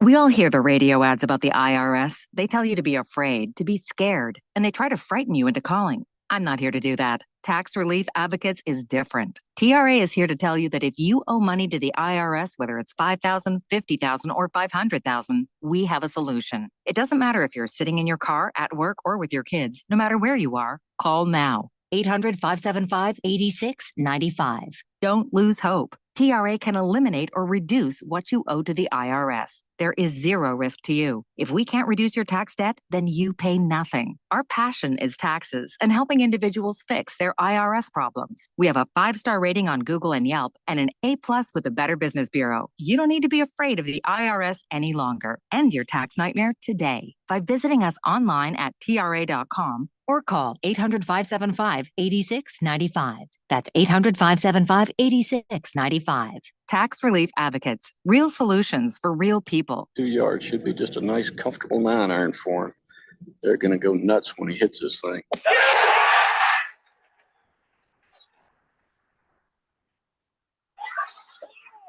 What in?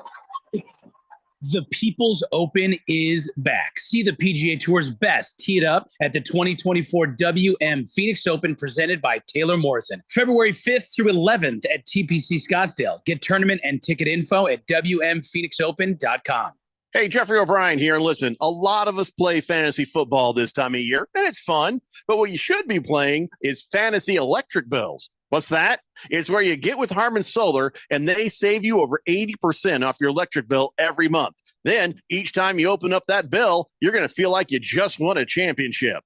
Call Harman Solar today. Get a free estimate. 800-281-3189. That's 800-281-3189 or go to harmansolar.com. Attention business owners, do you need zero money down financing on new or used equipment? Meet Dylan Cohen at JR Capital, your gateway to equipment financing that breaks the mold. JR Capital offers zero money down financing options on both new and used equipment, vehicles, heavy machinery, and more. It's a game changer, giving you the power to enhance your operations without slowing you down or denting your cash flow. Need a boost in working capital or a flexible line of credit? Dylan can help your business get the cash flow it needs fast. The process is a breeze too, with a simple application and same-day approvals. No more waiting, no more hassle. Just a straightforward path to securing the funds you need faster and easier than asking your banker. Call Dylan Cohen at JR Capital today at 602-834-7353 or click on Finance with Dylan at moneyradio.com. Call Dylan Cohen 602-834-7353 and get the money you need for your business today. Your home for sports. 1580 and 99.3 The Fanatic.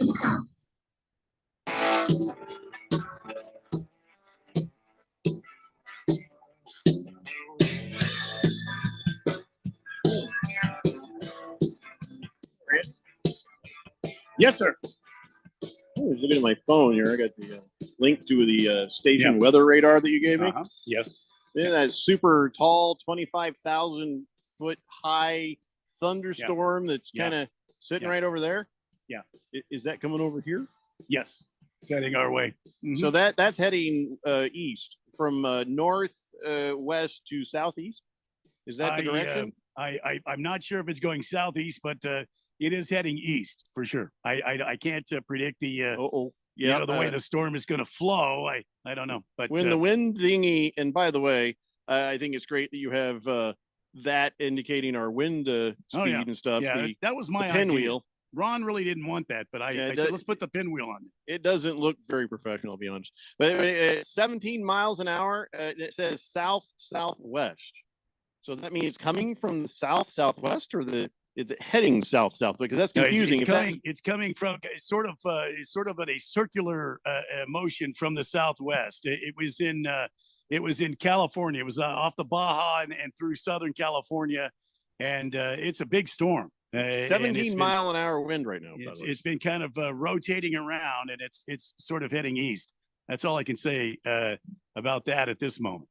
Well, So how much time do we have before it hits us? This thing here. well, I like I said tonight, probably around 7, 8, 9 o'clock. Depends on how fast it picks up speed or if it slows down. How do they pick up speed? Well, I mean, if the winds increase, the storm could pick up speed and move quicker. So, but we're expecting rain in the area around 8 o'clock, 9 o'clock at night tonight. So batten down the hatches and take care of your loved ones. This is my fault, by the way. Why is that? I didn't wash my vehicle. That's not what happened. So I bleep you not. Sitting there with my wife this morning, and we're looking out the back window, and it's lovely, and the dogs are frolicking through the yard and just enjoying it. And I looked at those them bushes that we grew. By the way, those bushes are doing a fine job. They're almost perfect height to where I don't ever have to look at the idiots that live behind us. That was the whole point.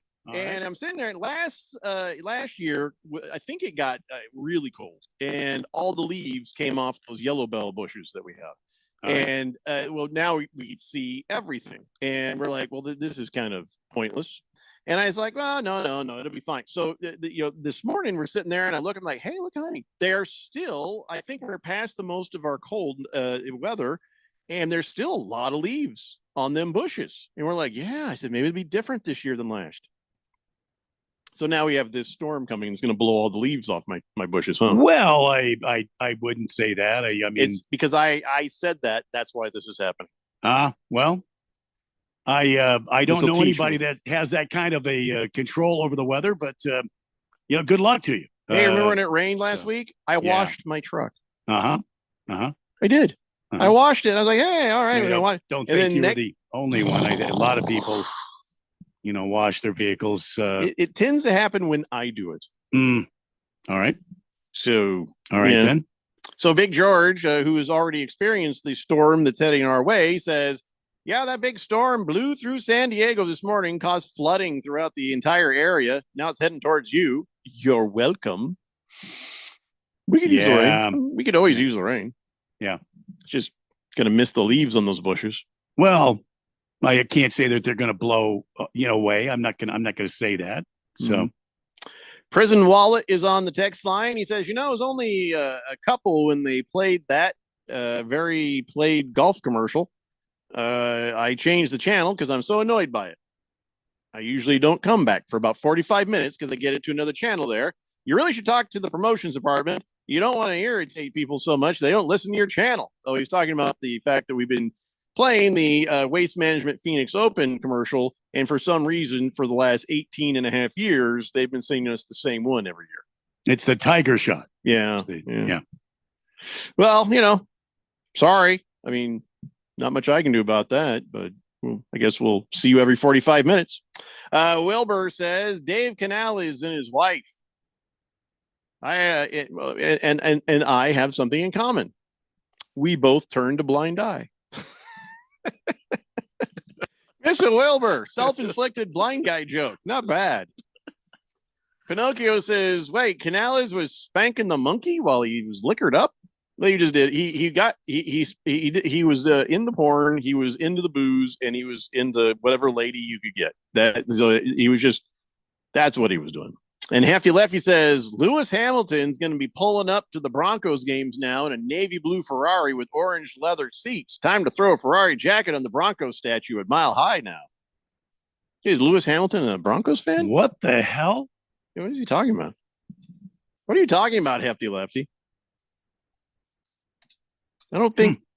And by the way, for clarity, Lewis Hamilton is not changing teams until 2025. So he'll be racing a Mercedes this year, but next year it'll be Ferrari. How do you get away with that? If I walk up to Radio Ron and say, "Hey, Radio Ron, I'm going to be leaving in say 6 months to a year," he'd say, "Yeah, you're right. You won't be here then, but you're also not here now. Why wait? Bye-bye. Clunk, clunk, ching, gone." So, well, I mean, I don't know how that happens. I don't know exactly how. Does he get to quit his job and still hang around a year? I don't think his contract is up at the end of this year. And I don't know how this works with Ferrari or with F1. I know how this works with the Broncos. Hefty says that Lewis Hamilton is part of the ownership group for the Broncos. Yeah, I didn't know that. Yeah, I just good for went him. to the Broncos website and found it. They have a little page about him. Yeah. Good for him. Kind of like the Rice, apparently. All right, as well. Niner 1680 says, "Is Moist One Dave Canales?" That's a spirit animal, I'm sure. Yeah, I mean, you would have to get married first, though. I don't know that that's going with the Moist One, because most women would see him. No, there's a 0% chance of that. So Jonesy, yes, thank you. We got the memo on Lewis being part owner of the Broncos. And, got it. So, hey, speaking of Broncos, this guy I think he used to work with the Broncos, didn't he? Well, maybe he didn't. I don't know why. For some reason, I thought I saw him on the sideline for the Broncos one time. I'm talking about Tom Moore. Didn't he used to do stuff with the Broncos? I thought he did. Maybe. There was some point, maybe not. I don't know. I've seen him on the sidelines for my Colts. I've seen him hanging out with the Bucks, and he's still with the Bucks right now. But he's saying at the age of 85, having just completed his 45th season of working and coaching in the NFL, he's coming back. He will come back for season 46. And I forget, is he a quarterback coach? What kind of work does he do? I think he's quarterback. He works with quarterbacks, and isn't he with the Bucks now? Yeah, that's what I just said. Yeah, he's with the Bucks. He used to work with Peyton Manning, Tom Brady. He works with all kinds of. He was actually an assistant head coach here in Arizona, as well as an offensive consultant as well. So, well, when Bruce Arians was here, yeah. Oh, so he was here with Bruce Arians, and then he went to the Bucks with him too. So that makes sense. So he's been not the Broncos, but he's been on a lot of teams in the league. Well, I'm told Titans, he Jets, currently serves as a senior offensive analyst. So he's just a guy who they just have him around for his massive amount of just knowledge. He's the he's the owl that tells the kid how many times to lick a Tootsie Roll Pop. You know what I'm saying? Yeah, he just that's knows exactly right. everything. Yeah. So occasionally I'll be like, "Hey, Tom, what do you think?" He's like, "I'll tell you what." And then there he is, 85 years old and still standing on the sideline. That's Why amazing. not? Good for him, man. That's amazing. Yeah.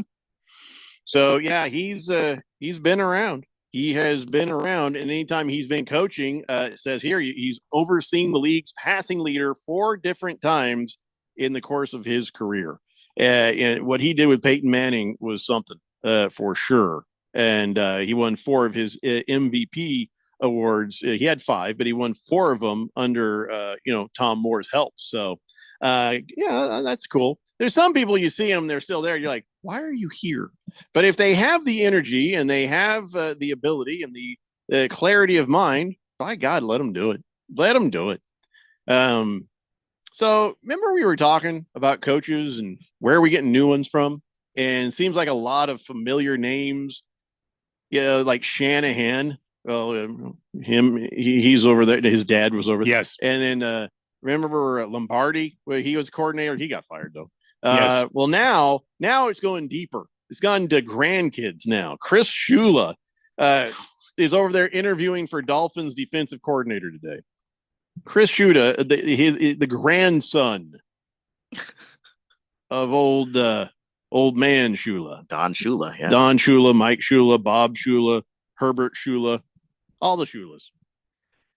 This is just getting ridiculous. DNA does not make you something. It doesn't, but it does give you that exposure to the sport where you're at a young age, you're able to get an interest in it. And then when you want that first job, yeah, okay, we'll get you that first job as a scout. And then it's kind of up to you after that. But you're getting an inside spot on the low end that other people have to work much harder to get. Tired of the Nepo babies. Now it's the Nepo grandbabies. Come on, man. It's the NFL, man. It's just kind of weird. The Nepotism Football League. Yep, that is true. Oh my God, it's 5 o'clock already. Listen, we still have either the AEW wrestling tickets for next Wednesday, February 7th, or we got a pair of tickets for ASU on Saturday as they host Cal. So that includes a parking pass.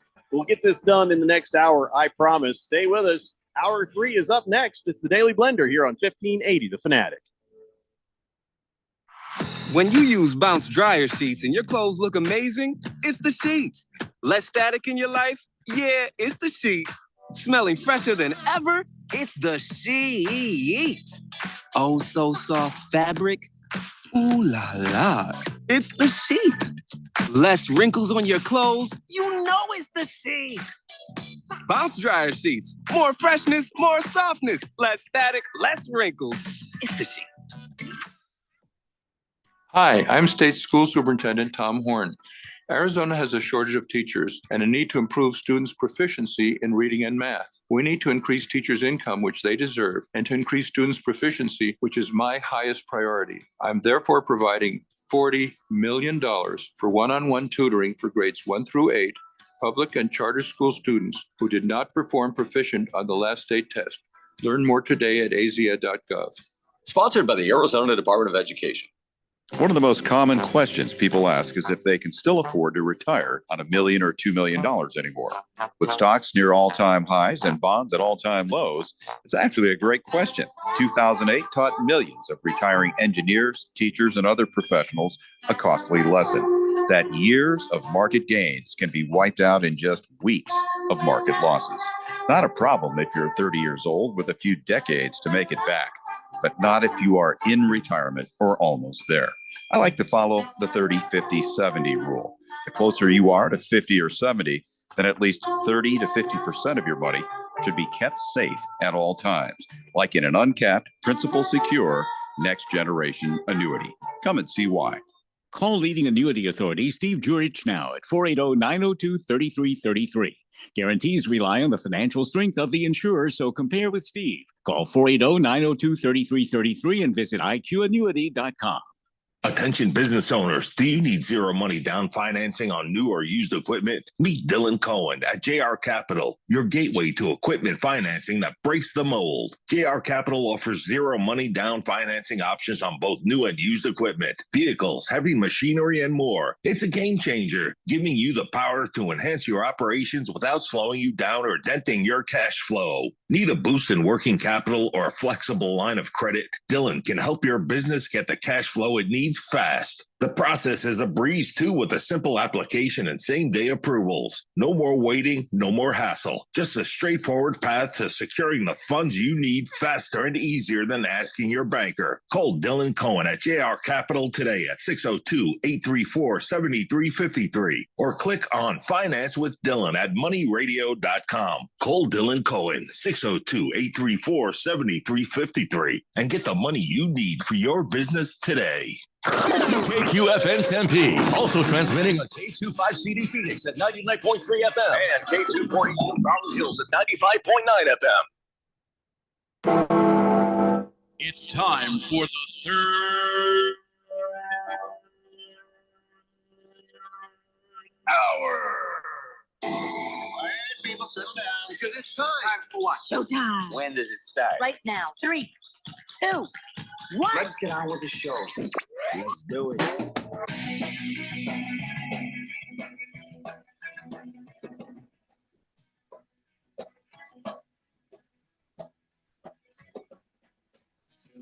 All right, everybody. It's 5 o'clock here on the Daily Blender. I'm your good friend, radio pal, Jeffrey O'Brien, alongside Randy White. Got Keon Rose in the control room, and you guys are on the Fanatic text line, 888-368-1580, as we broadcast live in the Harman Solar Studios in Scottsdale. And I guess we're done talking about coaches. Every team's got one.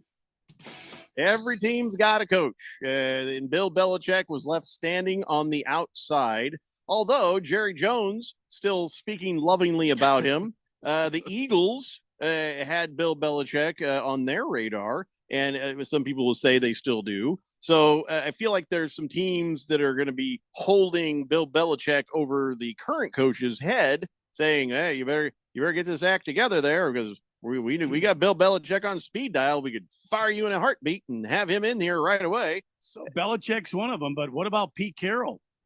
Well, yeah, I mean, no interest in Pete Carroll whatsoever, it seemed like. Well, Pete Carroll's in a weird place where he's sort of still with the Seahawks in the front office, but kind of not really. And he did want to coach, but I don't know. I don't know how people are reacting to that. Yeah, I don't know either. I don't recall seeing Pete Carroll going out and putting his name in the putting his name out there for teams to go after him. So that's just one of those things where it's just, is he a candidate? Is he not a candidate? If he doesn't actually, I think he's 100% a candidate. Yeah, but he didn't make that clear. So teams were just like, listen, we're going to focus on the guys that we know want to coach. Like Bill said he wanted to, so he got an interview with Washington. He got an interview with Atlanta. Actually, got 2 interviews with Atlanta.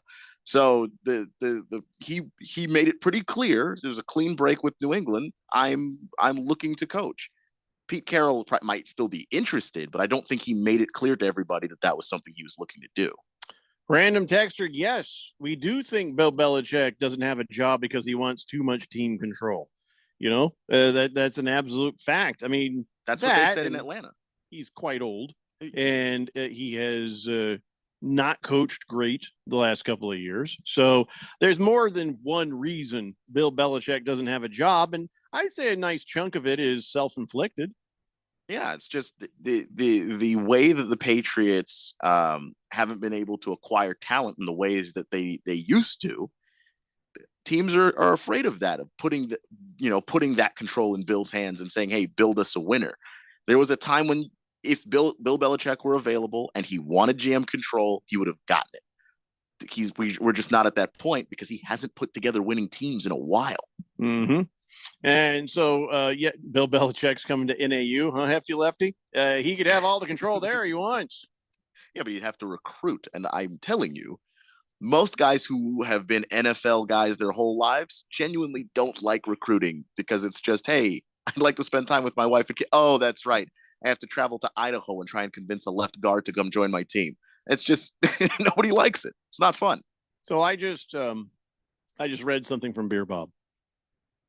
And let me just tell you, if that were true, if it is true, and I were a Raiders fan, I'd call up my work and say, hi, I'm going to need a few days off. Don't ask me why. It's none of your business. And then I would load up the car and I'd get some friends and we would go and protest at the Raiders home office. And we would do it with torches and pitchforks. Because he says, speaking of coaches, did you hear Cliff Kingsbury is a lead candidate for the Raiders offensive coordinator job? How? We need to take Cliff Kingsbury and we need to put him in a lab so that we can study how it is that this man has fallen up from every job he has ever had. I mean, look, Antonio Pierce is not smart enough to say no. Well, they're saying that maybe they're going to hire him for the OC. And maybe the thought is they're getting ready to move up to get Caleb Williams. You don't need to hire him. The draft is not recruiting. You can just draft Caleb Williams. Yeah. And if he wants to play football, he's playing it for you. What? So you don't need Raiders, Cliff for this?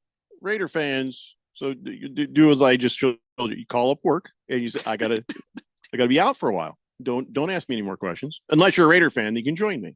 Like torches and pitchforks and shovels and stuff. Yeah. Very angry signs. Just I don't understand this. What is it that people see in Cliff Kingsbury about his offense, about his very uncreative, static, ridiculously bad and poorly producing offenses? What is it about them that people are like, oh yeah, no, I want to sign up for that? So we're driving to Vegas, and we're going to pick up hitchhikers along the way, as long as they have armbands and headbands with little metal spiky things in them. Yeah. Because we're going protesting. That's what's happening. Glendale Mullet says the real truth is Kingsbury looks kind of like Sean McVay, so he gets job opportunities. No, I think the real reason is he once had lunch with him. Everybody's like, "Ooh, he's from that tree." He's not from that tree. He's the moss on that tree. He's the rot on that tree. McVay has already forgotten his name. There's no way anybody wants to be associated with Cliff Kingsbury right now. It's just his record should speak for itself, and somehow it doesn't. I don't understand this. Average Joe agrees. He says, Kingsbury regressed Caleb Williams this year and did nothing for Kyler Murray. And we didn't realize how good Patrick Mahomes was because of him. Every great quarterback he's ever might been have got in drafted contact higher. With, he absolutely would have been drafted higher if he didn't have to play hero ball every game of his life in Texas Tech. What? I'm actually confused. Like I've never seen a guy that anybody who has seen his offenses function and looking at his record, they're both bad. Everyone can say it's bad, and people still want to hire him. Like I've never seen that. Mm-hmm. It's like maybe Lane Kiffin before he went to FAU. I thought he was just fulfilling some the Rooney Rule, because the Rooney Rule is not just about people of color. It's also some other groups, the pop collar crowd that has to be represented, and that's Cliff Kingsbury. The angry old man crowd, the has no business being in the league crowd. So it's all encompassing. I mean, yep. Maybe that's it, but there is no Rooney Rule for hiring a coordinator. So why are you looking at him? That's a good point. I don't know.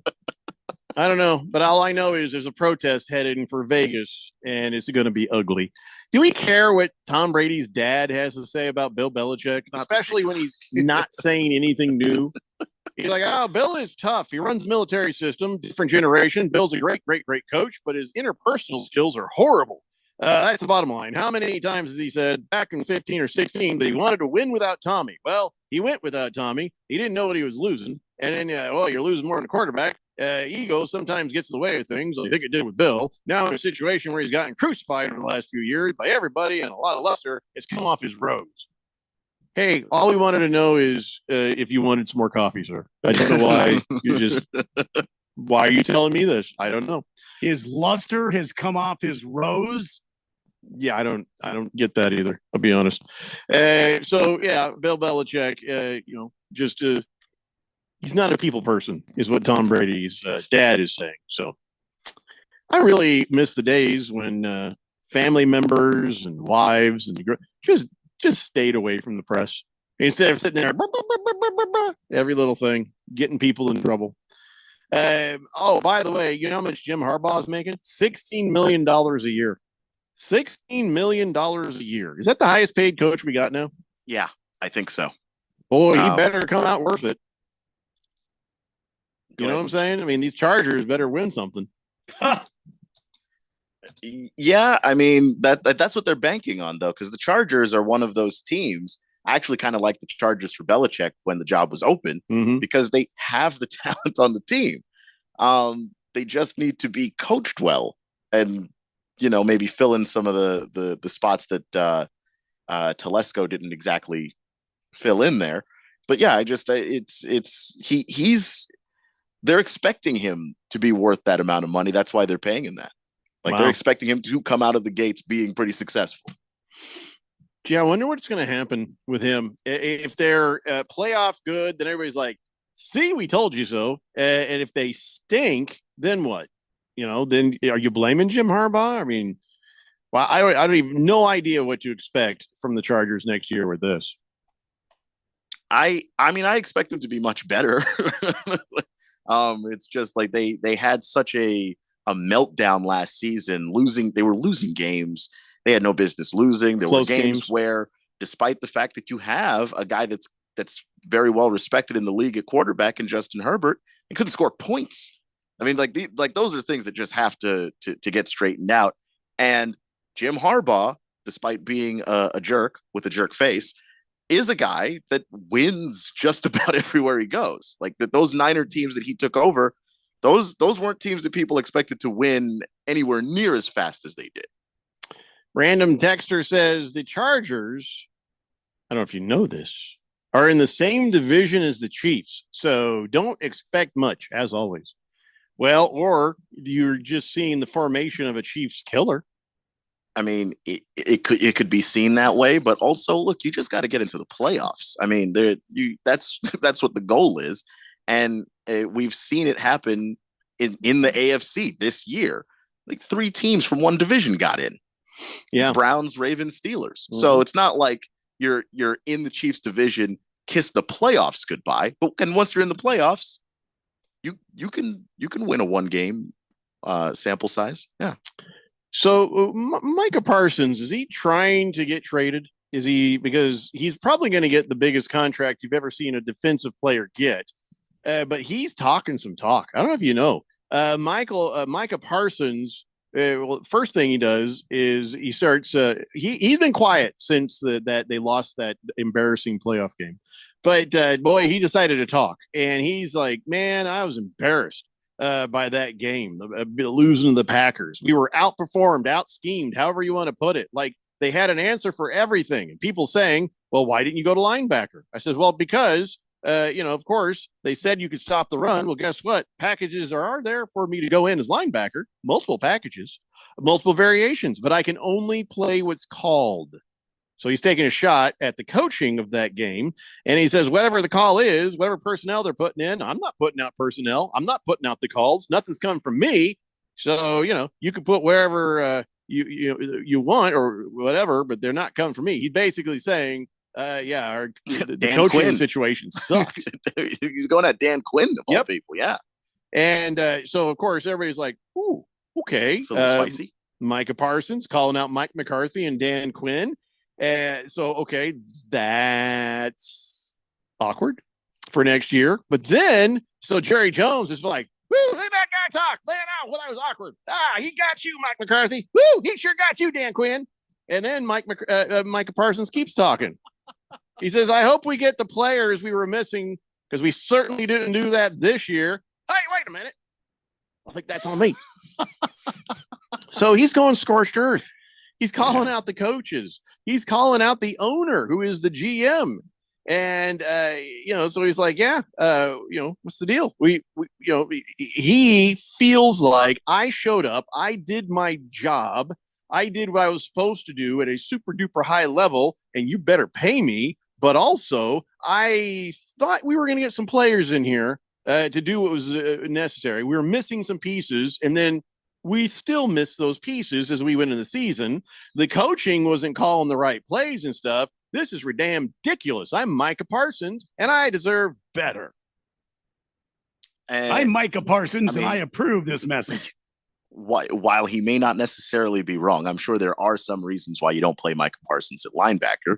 Like, you're going up against a young quarterback in Jordan Love. You get at young quarterbacks, usually, that there's some mistakes there that those quarterbacks tend to make. Like the idea of going at Jordan Love doesn't seem like an idea that's insane. But boy, I don't know how well your teammates are going to like, we're missing some guys. We need more talent. It's like, well, we're on the roster too, man. Like what are you saying? Well, I love what Micah Parsons' thought process. He's like, I'm 24 years old. I've been in this league 3 years. Like, wow, you're ancient. And I kind of seen it all. I hope we go all in. I hope we go out there. We get the players we're missing because we sure didn't do it this year. Jerry, he didn't say it, but it was dripping of that. It was implied. Yeah, So- like this is the talk of a guy who is on the last year of his contract and has some demands. Yeah, he's talking like he's ready to go into free agency with that talk. Fish Tank says active players having their own podcast is about the most dangerous thing. Parsons being a prime example. If I'm the owner, you don't have a podcast when you're on my team. There's no way you could stop him. Yeah, that's the thing. Is like if he's a free agent, he's coming to you, and in the contract is you can't have a podcast. You might not have a player if that is a decent size of revenue from them. And these guys aren't just on their own little podcast they're recording in their house. Yeah, they're working for companies, so they're getting paid. It's not nothing that's happening here. But let's say that they did put that in there and you did sign it. Well, I don't have my own podcast, but I can certainly appear on some. Yeah. Then what? Or the local radio guys. What if I call in? They'll put me on. I mean, if you want to talk, there are places to do it. Kyle G says Micah Parsons disappears every big game. He's trying to save his career by blaming the easy target, Mike McCarthy. Easy, I'm not maybe, but more big target. But anyway, so do we agree with that? Does Micah Parsons disappear every big game, or is he coached badly in those big games? I don't know that that's a Micah Parsons disappears thing. It's usually more along the lines of when you start to get to big games, those teams are deeper, and then they're focusing on you. Like the game plan when you see Micah Parsons, no matter who you are, if you're playing the Cowboys, is double team Micah Parsons. Take Micah Parsons out of the game. So, that you're not going to necessarily perform as well unless you're, the Aaron Donald guy that's the type of guy that's beating double teams. It doesn't matter what you throw at him. But I mean, you take a look at a lot of great edge rushers. They have a tendency to not put up the same numbers, but that still has value because hopefully if you have a good defensive line, somebody else is free to do what Micah Parsons now can't do. Hey, do you have Bovada, by the way? The betting? I don't. Oh, okay. Because it's an offshore thing, and now that it's legal, don't need it. Yeah, but there's some stuff you can do on Bovada you can't do, like the prop bet stuff. And of course, next Sunday, not this Sunday, the next Sunday, sure, you can bet the boring stuff. I love me some prop bets. They're fun. And who's going to win the coin toss, what color the Gatorade bath is going to be, whether or not Travis Kelce and Taylor Swift will have sex on the 50-yard line, the boring stuff. Obviously they will. Anyway, so, but Bovada's got the crazy stuff. They got stuff out there. And here's a couple of those. Apparently there's a 0.1% chance that aliens will invade Las Vegas, leading the game to have to end in a tie. So you could make big money on that one. Okay. Well, check the odds. They're pretty huge. That is Bovada just cashing in on idiots. That's well, here's good one for them. Chiefs win. Taylor Swift accompanies the team to the White House when she's there to endorse President Biden, and he sniffs her hair. Bovada says there's a 2% chance that could happen. I'd say it's a lot higher chance Biden to be sniffing her hair. If she goes, that's he has a track record. Yeah, he's got a track record. He gets a little handsy sometimes. And then how about the Chiefs win? Travis and Taylor Swift announced they're expecting a baby. They say that's 4.8% likely. How are they calculating any of this? And it's Andy Reid's. Dun, dun, dun. All right. How about this one? How likely do you think it is the Niners will be leading at the half? Then Usher invites Taylor Swift on stage during the halftime show. There she performs Shake It Off, and then the Chiefs come back and they win the game. This whole scenario has to take place. Every aspect of it. Oh boy. 0.4%. Bovada's got a bet for that. That can't be. What computer are they putting these scenarios in that it's generating any numbers at all? How do you know the likelihood of any of the parts of this scenario? Listen, it could happen. It could happen, but they're saying they're giving you an exact number. Taylor Swift's going to be at the Super Bowl. Clearly. How do they have the number? She is a pop star, and clearly it's got to be AI. Wrote the song Shake It Off, and therefore she could perform it live. AI isn't magic. It's computing. How are they computing this? Here's one that's more normal, okay? Here's one that's more normal, but still kind of unlikely. But we've seen it recently. Either quarterback catches one of his own passes. That's 1.3%.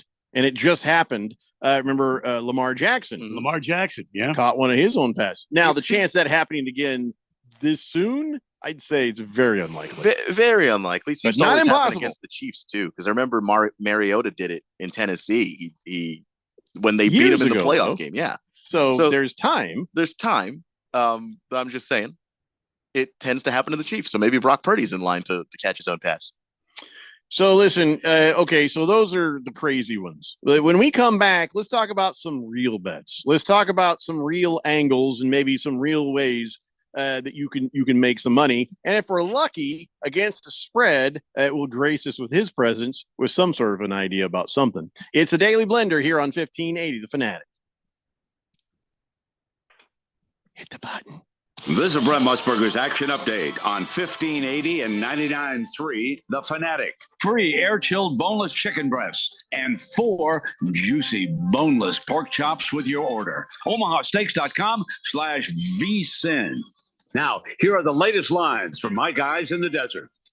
The NHL All-Star Game taking place in Toronto on Saturday night. 4 teams playing a 3-on-3 tournament to determine the All-Star Game winner. Team Austin Matthews is the betting favorite to win the All-Star Game at plus 255. Matthews plays for the Toronto Maple Leafs, the team hosting the All-Star festivities. Team Connor McDavid of the Edmonton Oilers at plus 260. Team Nathan McKinnon, who plays for the Colorado Avalanche, plus 260. And Team Jack Hughes of the New Jersey Devils, plus 300, although Hughes will not play in the All-Star Game due to an injury. I'm Tony Desiri with your VSiN Action Update on 1580 and 99.3 The Fanatic. Paid for by Christian Care Ministry. Maybe this will shock you, and maybe it won't, but a survey of people with health insurance shows most say they've had problems with their health coverage just in the last year. Maybe that's you too. So yeah, it's frustrating. But imagine an alternative, a solution to this that actually gets a 98% member satisfaction rating. That's MediShare. That's why it's grown so much. That's why you're hearing about it. So why the incredibly high satisfaction rating? You can save hundreds of dollars a month, and you don't have to compromise on quality or reliability to do it. For 3 decades now, members have been sharing medical expenses and saving up to 50% compared to health insurance.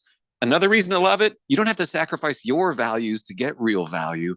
MediShare is a community of hundreds of thousands of Christians who are like-minded and wanting to help people. So when you share, you save. You can feel good about it. Call now. It's 855-51-BIBLE. That's 855-51-BIBLE. 855-51-BIBLE. All right, so there we were, cruising through the new open-air zoo when I realized that the park was closing in like 15 minutes. That's when the afternoon took an exciting turn. Luckily, we were in my Nissan Rogue. With its powerful DC turbo engine, well, we had more than enough time to see all the animals. Whoa! And outrun a few! Drive the Nissan Rogue. Now get the 2023 Nissan Rogue with best-in-class fuel economy among gas engines. Availability is limited. Shop at your local Nissan store or at nissanusa.com. Auto Pacific segmentation, excluding hybrids and electric vehicles. 2023 EPA fuel economy estimates from 28 city 34 highway to 30 city 37 highway for 2023 Nissan Rogue.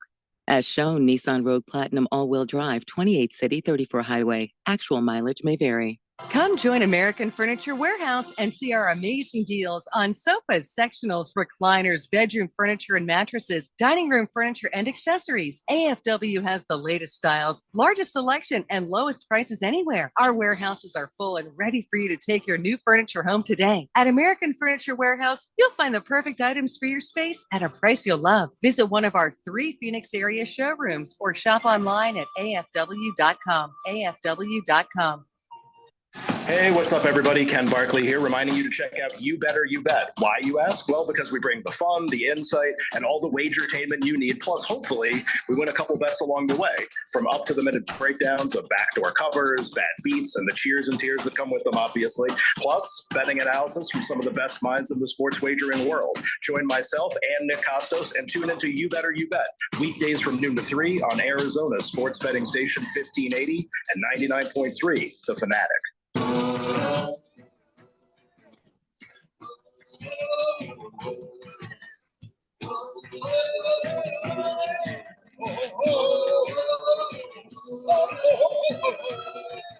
Daily Blender here on 1580 The Fanatic. You getting ready to make any bets for the Super Bowl? You guys like prop betting? You do the prop betting, or you just like to do straight betting? Do you do any betting? I do a little bit of everything. Yeah. I do a little bit of betting, but never really prop bets. I'm not big into those. Yeah, since I know there are people who are annoyed by the Taylor Swift stuff, I got Taylor Swift prop bets. I got those. I got will Travis Kelce propose to Taylor Swift after the game? They say there's only an 8% chance of that happening. You know, I mean, you wouldn't do that after a loss. You know, it ruins the moment. Yeah, there's no point to that. Will Taylor be shown during the national anthem? They're actually a 66.5% chance of that. Why would they show her at the national anthem if she's not the one singing it? Old Reba is going to be the one singing it. Because Taylor Swift. Yeah, so they'll cut to everybody, the teams, and all of that, dumb. And they're basically betting that she's popular enough that they might just give you Taylor Swift. I hope not. Will the MVP of the game mention Taylor Swift?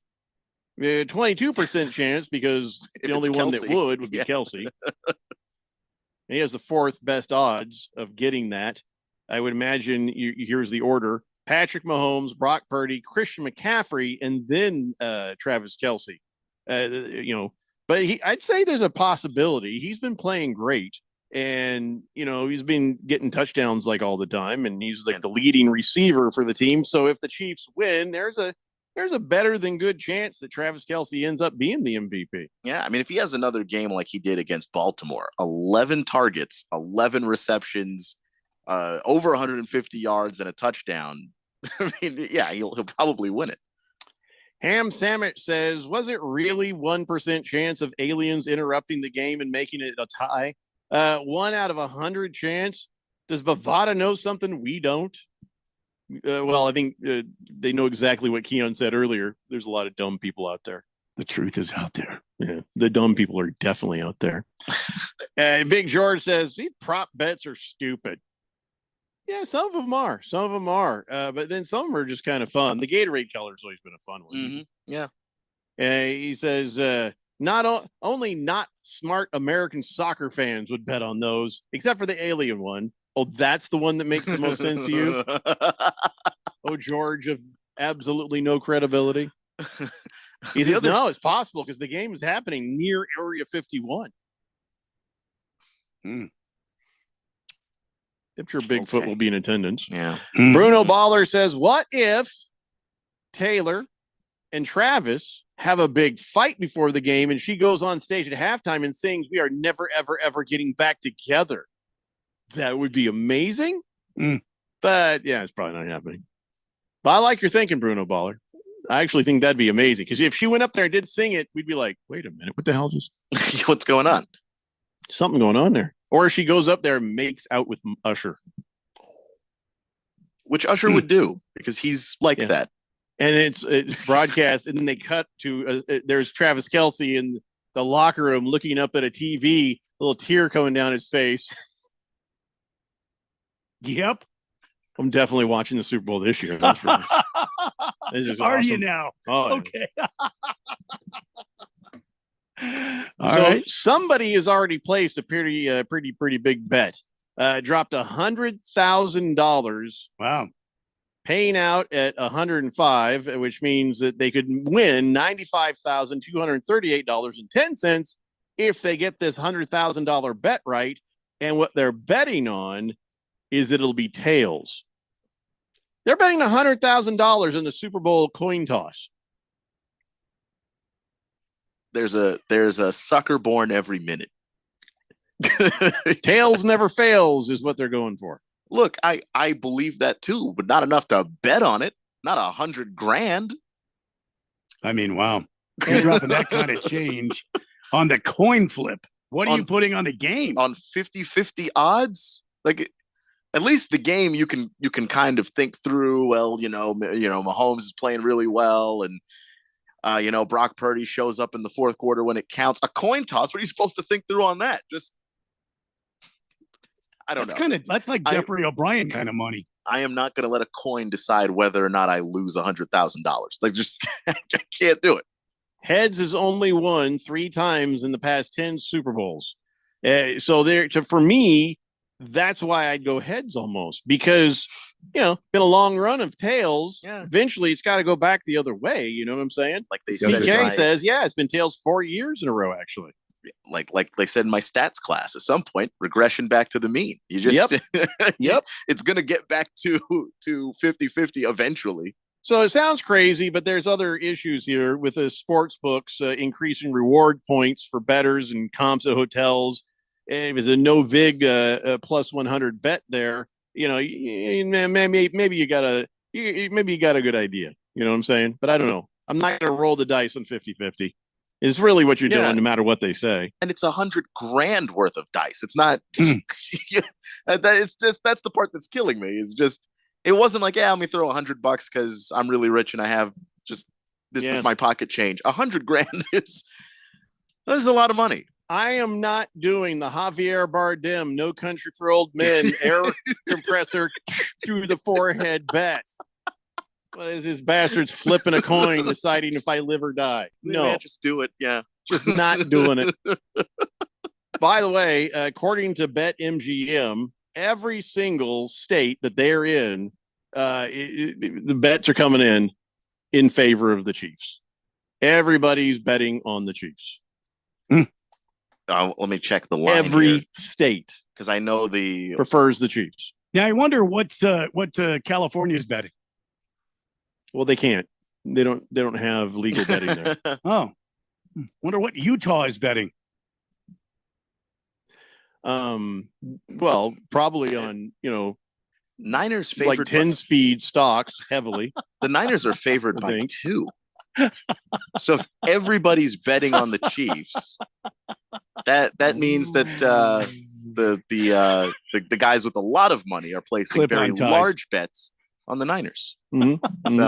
So that's where the value is betting on the 49ers. Yeah, as they say.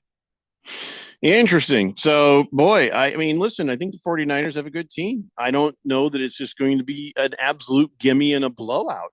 I mean, your brain tells you, yeah, it feels like the Chiefs are going to have this, but I don't think it's just easy. I don't know. No, it's not. It never is. And I think we have been spoiled by about 20 years of Tom Brady, and then now 4 or 5 years of Mahomes. People think winning the Super Bowl is easy. It's not. Those guys are just insane. So, all right. So the Super Bowl is in Vegas, and people have been like, "Well, we shouldn't do anything in Vegas because that's where all the gambling is." But now the NFL is in bed with the gambling, and now gambling's okay except for the players on that day, whatever. So now Vegas gets its shot. Vegas gets its opportunity in this moment. And I don't know how they could fail, really. I mean, there's so much entertainment right there on the strip that anybody who goes to this thing has just a bazillion options to have a good time. Also a bazillion options to fail at life. But the fun is all right there. People have messed up their lives in Vegas without the presence of the Super Bowl. If you're adding the Super Bowl to this, I expect high levels of nonsense. Reading the Vegas paper is going to be fun the week of the Super Bowl. A lot of crazy is going to happen the week before, the week after, and the stories are just going to be fun. I hope it's nothing tragic, but you can drink. You can gamble. There's fake sites you can see. There's amusement stuff. There's a thing where you can ride a roller coaster on top of a space needle type thing. There's just so much stuff, and there's all sorts of like Broadway shows. They got that little ball thingy that U2 is in now. They've got so many different things you can do, even bigger than the Super Bowl. I think a lot of people who would go travel for the Super Bowl, it's like, okay, we got the hotel, we're going to the game, we're doing some of those experiences, and we're flying home. Well, now you could make a much longer vacation out of this to go see the Super Bowl, be there longer, and have stuff to do every day leading up to it, and stuff to do for as many days as you want after. I mean, Vegas is a crazy place. Again, you could ruin your life doing it, but there's tons and tons of stuff that is happening in Vegas. I mean, Vegas is starting to become like the place for fun stuff. So, I mean, it's always been a place for fun stuff, but now it's like everything. It's that's what the city was built on, and I wonder if people are going to start thinking about the NFL doing more Super Bowls in Vegas, because like Miami is also known as a city like that. The people like it when the Super Bowl's there because there's a lot of other stuff to do. People actually like the if you have the money, the parties in Scottsdale that happen when the Super Bowl is here. They like it in LA. So the thing is Vegas, which has more than any of those cities to do. You don't need to point at me, Randy. I'm pointing at you. It was your side. That buzz came from your stuff, not my stuff. Oh boy. He thinks my stubble did it. Just because you say I'm buzzed all the time doesn't mean it's like actual buzz. No, you are actually buzzed all the time. Well, it is true. I don't know why you'd even try to bring that up. That static was not me. It was definitely you. It definitely wasn't me. Watch. That's my stubble. That's my stubble. My stubble doesn't sound like a buzz. So don't point at me. I'll point at you if I want. You can point at me if you want. Mm-hmm. You should point at me. Go ahead and point at me. You need to point at me. Point at me right now. Why? Keep pointing at me. Point at me like you mean it. I've already done that. I'm tired of pointing at you now. See how that works? Anyway, you know what we got to do? I forgot. We got to do this. Hey, we got tickets. Who wants some tickets? Caller 4 right now, 888-368-1580. Your choice of the ASU basketball tickets. Cal is at ASU Saturday at 1 p.m. You get 2 tickets and a parking pass. But if you're like, hey, no, I want them wrestling tickets, you can certainly have that instead. So caller 4, either for the AEW wrestling, where you get to be there for, I believe, taping or live broadcast of AEW Dynamite and AEW Rampage, or you can have the ASU college basketball tickets. You can do one or the other. You can't have both. Well, could they have both? Why not? I don't know. I just feel like that's just selfish. Or should we just no, listen, you get to choose one. You can't have both. And then we give the other tickets to somebody else. So then 2 people win, not just one. Huh? Yeah. I really should have finished or told Keon we should go to break. So now he's on the phone. I really wanted to go to break there. He just jumped over there before I could say, and then we'll have the winner after the break. But now you and I are just kind of sitting here. All right. What do you want to talk about? Do you know the moon is shrinking? Is it? Yeah. So here's the deal. Scientists say the moon's circumference shrank by 150 feet in the last million years. No kidding. They're saying the moon still has a hot interior, but it's cooling off. So the thing is shrinking, which means you got all these astronauts and stuff, moon bases and whatnot. They're going to have earthquakes. Moonquakes. Moonquakes. Yeah. Is that kind of like moon pies? Not even a little bit. I love moon pies. But the Artemis 3 mission, they were thinking, we're going to send some people up there in 2026. Yeah. Just saying, something to think about. But you think they've probably taken this into consideration, and they're going to build moonquake type buildings, kind of like what they do over in California. The buildings are rated for earthquakes and stuff. Special straps. And stuff. Yeah, straps, and they've got like joints in it. Well, let me say that differently, because I'm sure. I wonder if they would take joints to the moon, though. I wonder how small the moon will get eventually. I mean, it took 1 million years to shrink 150 feet. So I feel like this is going to take a minute. But, I wonder how it's going to shrivel up like a raisin. Nah. This just tells you something that you need to know about space. It's very cold. It's very cold. cold. It's very cold, yeah. So there's a lot of shrinkage going on up there. Mm-hmm. Obscure Messenger says, moonquakes. That sounds like the name of a breakfast cereal. Yeah, I'd eat some moonquakes. Why not? I mean, what would you think the moonquakes, the cereal would be? Like some sort of like marshmallowy? Kind of like, remember Kix? I'm like honeycombs. Those things kind of things. Oh, honeycombs. Yes. Big George says moonquake sounds like a great name for a rock band or a soccer team. Yeah, it could be. Moist One says, my hands are so slippery, so I can't call. Yeah. But you can text. That's Just gross. Random texter says, speaking of Super Bowl, is this the first week that the Super Bowl and the Phoenix Open have not been played on the same weekend? What are you talking about? I don't know. It is next week, isn't it? Usually the Phoenix Open and the Super Bowl coincide. Well, the Phoenix Open is next week, and so is the Super Bowl. What are you talking about? Yeah. Do I not have that right? I think the Phoenix Open is next week, yeah. We have the commercials everybody tunes away because of. I mean, I know that we should know this. Raven Kid says, dang it, I was caller number 3. Oh, that They're was gonna him. Go crazy when he hits this one. So who won the tickets, and which tickets did they want? It's the ASU and Cal tickets. Okay. And it's Phil. Hey, Phil. Who Phil? Not the same Phil. Different Okay, Phil. good. Speedo Phil? Not Speedo Phil. But he says he's driving around a lot, so usually doesn't get to text into the show. Smart man. However, once upon a time when he did text into the Jim Rome show back in the day, Yeah. he went by Tyrannosaurus Text. That's awesome. That's pretty awesome. So I just All right. Well, if he ever texts in here, Tyrannosaurus Text, we'll put his name in, but he's got to let us Love know it. it's him. So yeah, Well, congratulations. You told him he gets a parking pass too, right? he does get the parking pass. Yeah. There you go, Nice. Tyrannosaurus Text. Nicely done.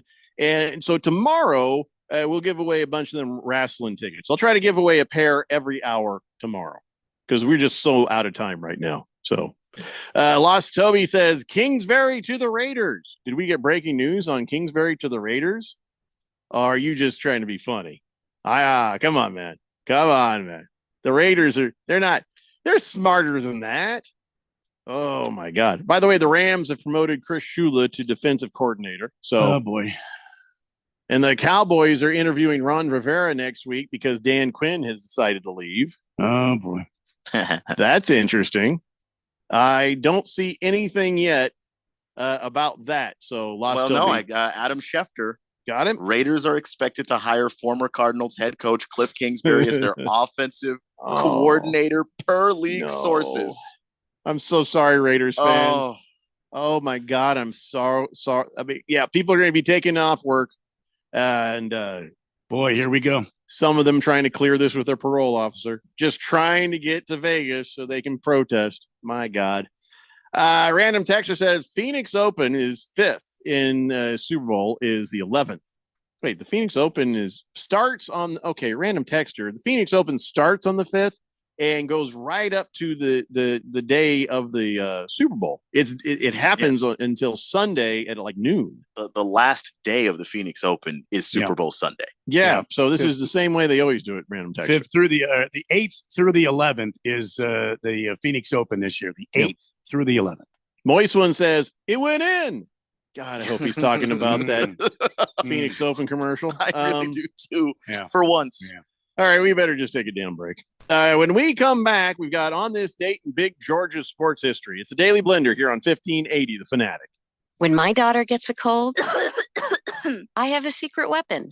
DayQuil Kids Berry from Vicks. DayQuil Kids is specially formulated to treat kids' most bothersome cold and cough symptoms quickly. And the best part is that DayQuil Kids Berry tastes really great. Aren't you supposed to be resting? Maybe. DayQuil Kids Berry. The Kids Berrylicious daytime congestion, coughing, stuffy head, stuffy nose, just for kids medicine. Safe for kids 6 years plus. Hey, Jeffrey O'Brien here. And listen, Phoenix has had over 53 days of 110 degree plus this summer. This last July alone, we had 30 consecutive days of 110 plus. And this summer heat might just be the new normal for summers here in Arizona. What you need to do is call Harmon Solar today. Harmon Solar could save you over 80% off your electric bills. They're a locally owned, family-owned company. Call Harmon Solar for a free estimate. 800-281-3189. That's 800-281-3189 or go to harmonsolar.com. When it comes to covering the high school sports scene in Arizona, AZ Preps 365 has all the answers. Every Saturday morning from 8 until 10, they break down games, interview the newsmakers, talk with coaches from around the state, and stay up to date with what's happening with prep athletes and breaking news from the Arizona prep scene. It's AZ Preps 365, 8 till 10 Saturday mornings on 1580 and 99.3 The Fanatic, and always on at 1580thefanatic.com. Did you know Bashes is the exclusive discount ticket sponsor of the 36th Annual Arizona Renaissance Festival. Stop by customer service today to pick up your tickets. Don't miss the action and adventure at this year's festival every weekend from February 3rd through March 31st, including President's Day, Monday, February 19th. To check out this year's festivities, visit arizona.renfestinfo.com. Huzzah! It's now even easier to serve on an Arizona jury. If your company doesn't pay for jury service, the court will reimburse your lost wages up to $300 if picked to serve in Superior Court. So next time you see a jury summons in the mail, don't ignore it, or you could face a $500 fine. Remember, our courts are fair because you are there. Learn more at azcourts.gov/jury service. This message is sponsored by the Arizona Supreme Court. When it comes to covering the high school sports scene in Arizona, AZ Preps 365 has all the answers. Every Saturday morning from 8 until 10, they break down games, interview the newsmakers, talk with coaches from around the state, and stay up to date with what's happening with prep athletes and breaking news from the Arizona prep scene. It's AZ Preps 365, 8 till 10 Saturday mornings on 1580 and 99.3 The Fanatic, and always on at 1580thefanatic.com. 1580 and 99.3 The Fanatic, Arizona's new home for sports.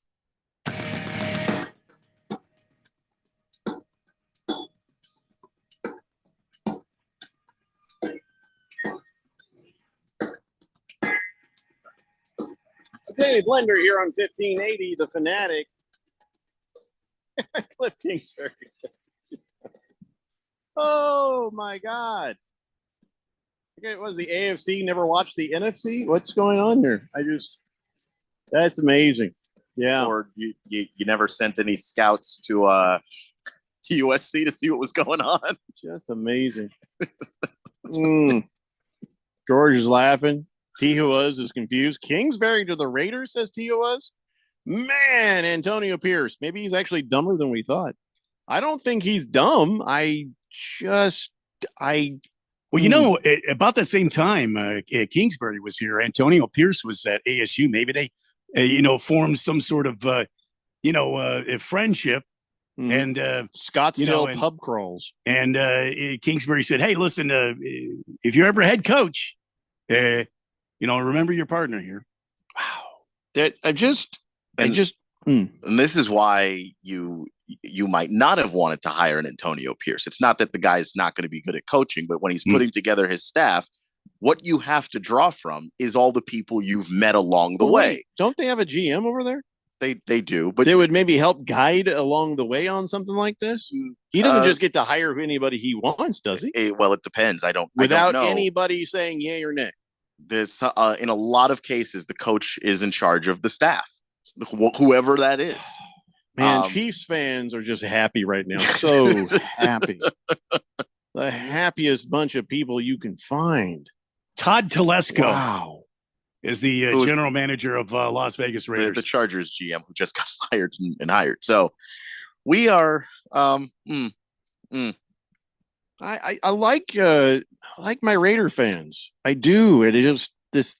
If you're a Raider fan out there right now, are you still a Raider fan? There's no point in jumping ship now. You already lived through Josh McDaniels.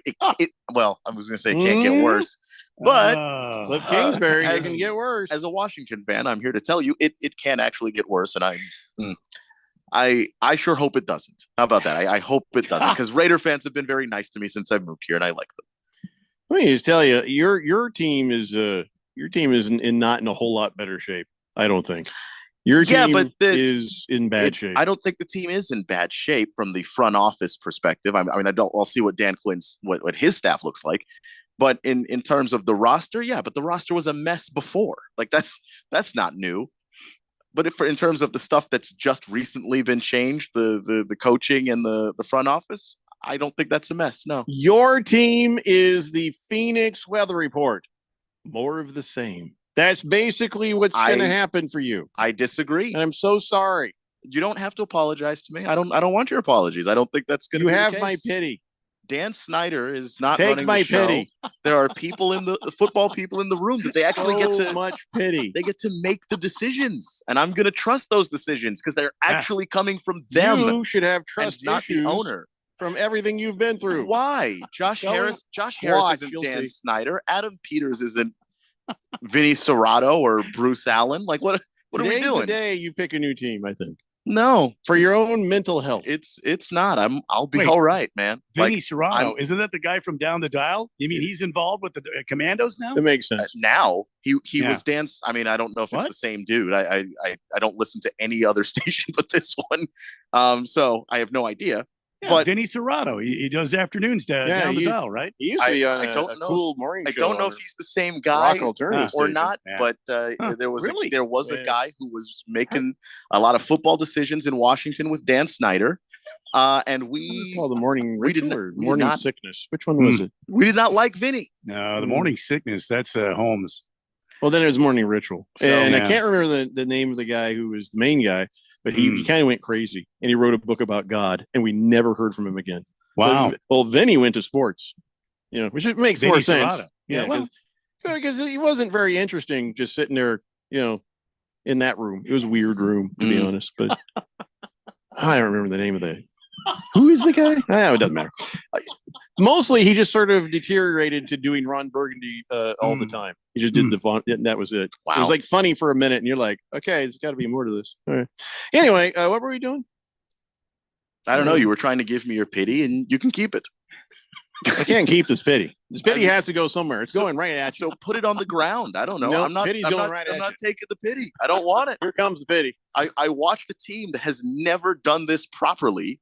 Ah. Do the damn thing properly for once. I'm not taking your pity. You can't reject the pity. I I'm am. giving you the I am pity. actively rejecting your pity. Just there. Just Are you blocking it really back to gonna? you. I'm rubber, you're glue, whatever you say. Bounce off me, six to you, my pity.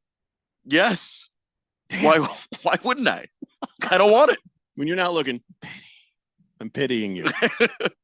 Gonna be watching this screen like a hawk. Booze and Raider says, "Oh no, Yeah. we suck again." Yeah, Oh. like Rob Schneider from Waterboy. Mhm. Wilbur Yep. says he starts singing your old "Hail to the Commandos, Hail Victory." Keon on the warpath, fight, old Jeffrey. Yeah, no fight, just pity. Lesko, also inept, says T who was. Huh. Yeah, that's true. Where was that Commandos hype song? Where was that? Oh yeah, where is that? Where's that? I've got the hype song here. I just somewhere. got tired of the way Here the guy we kept go. saying the Here word it is. commander. Back to this song. This is it right here. Oh. We got to get this going. Oh here. boy.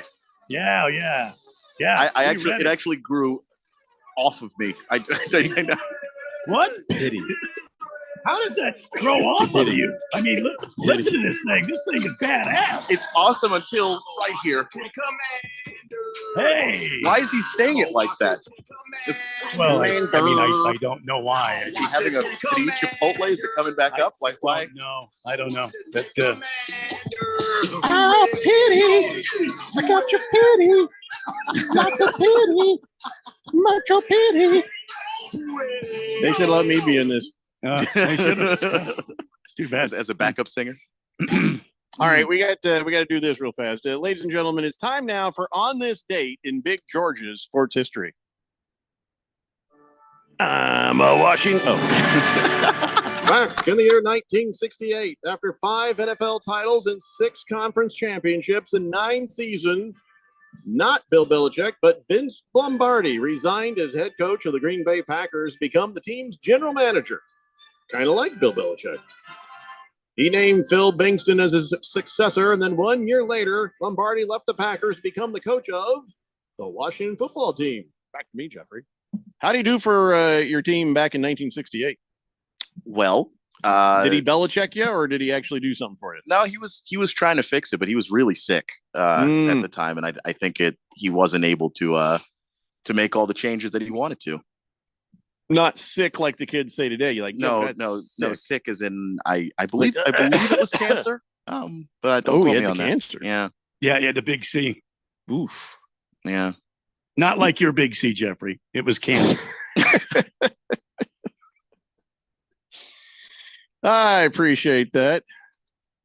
I think my Big C doesn't get enough of a shout out as it deserves a lot of time. No, it doesn't. You're exactly right. Yeah, appreciate that. Appreciate that. I mean, yeah, you would think many more people.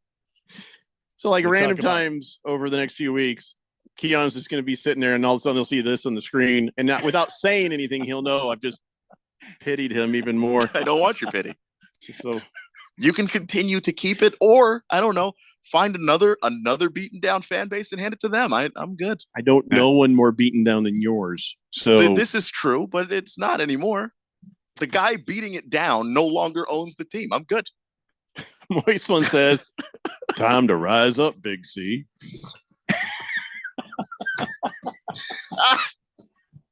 Well, not yet. Well, every morning, yeah. At some point, it's happening. Big George says, "Man, this show got dark fast. First it was dead puppies, now it's the Big C. This is a family show. It's never been a family Never show. been a George. family show, We've Big George. never told you that. And Nice we've try, though. always rebuked you when you said that. No, it's not. I pity you, but not as much as I pity you. Which you should give it back to Big George. He clearly needs it more than I do. Yeah, he doesn't deserve it. I pity you. I pity that buzz. I pity everything. All right, guys, coming up 6:45, Seattle U is at GCU. Let's pay them back. Let's beat them down, and we'll see you guys tomorrow at 3 p.m. It's the Daily Blender here on 1580, The Fanatic. I pity you. All right, so there we were, cruising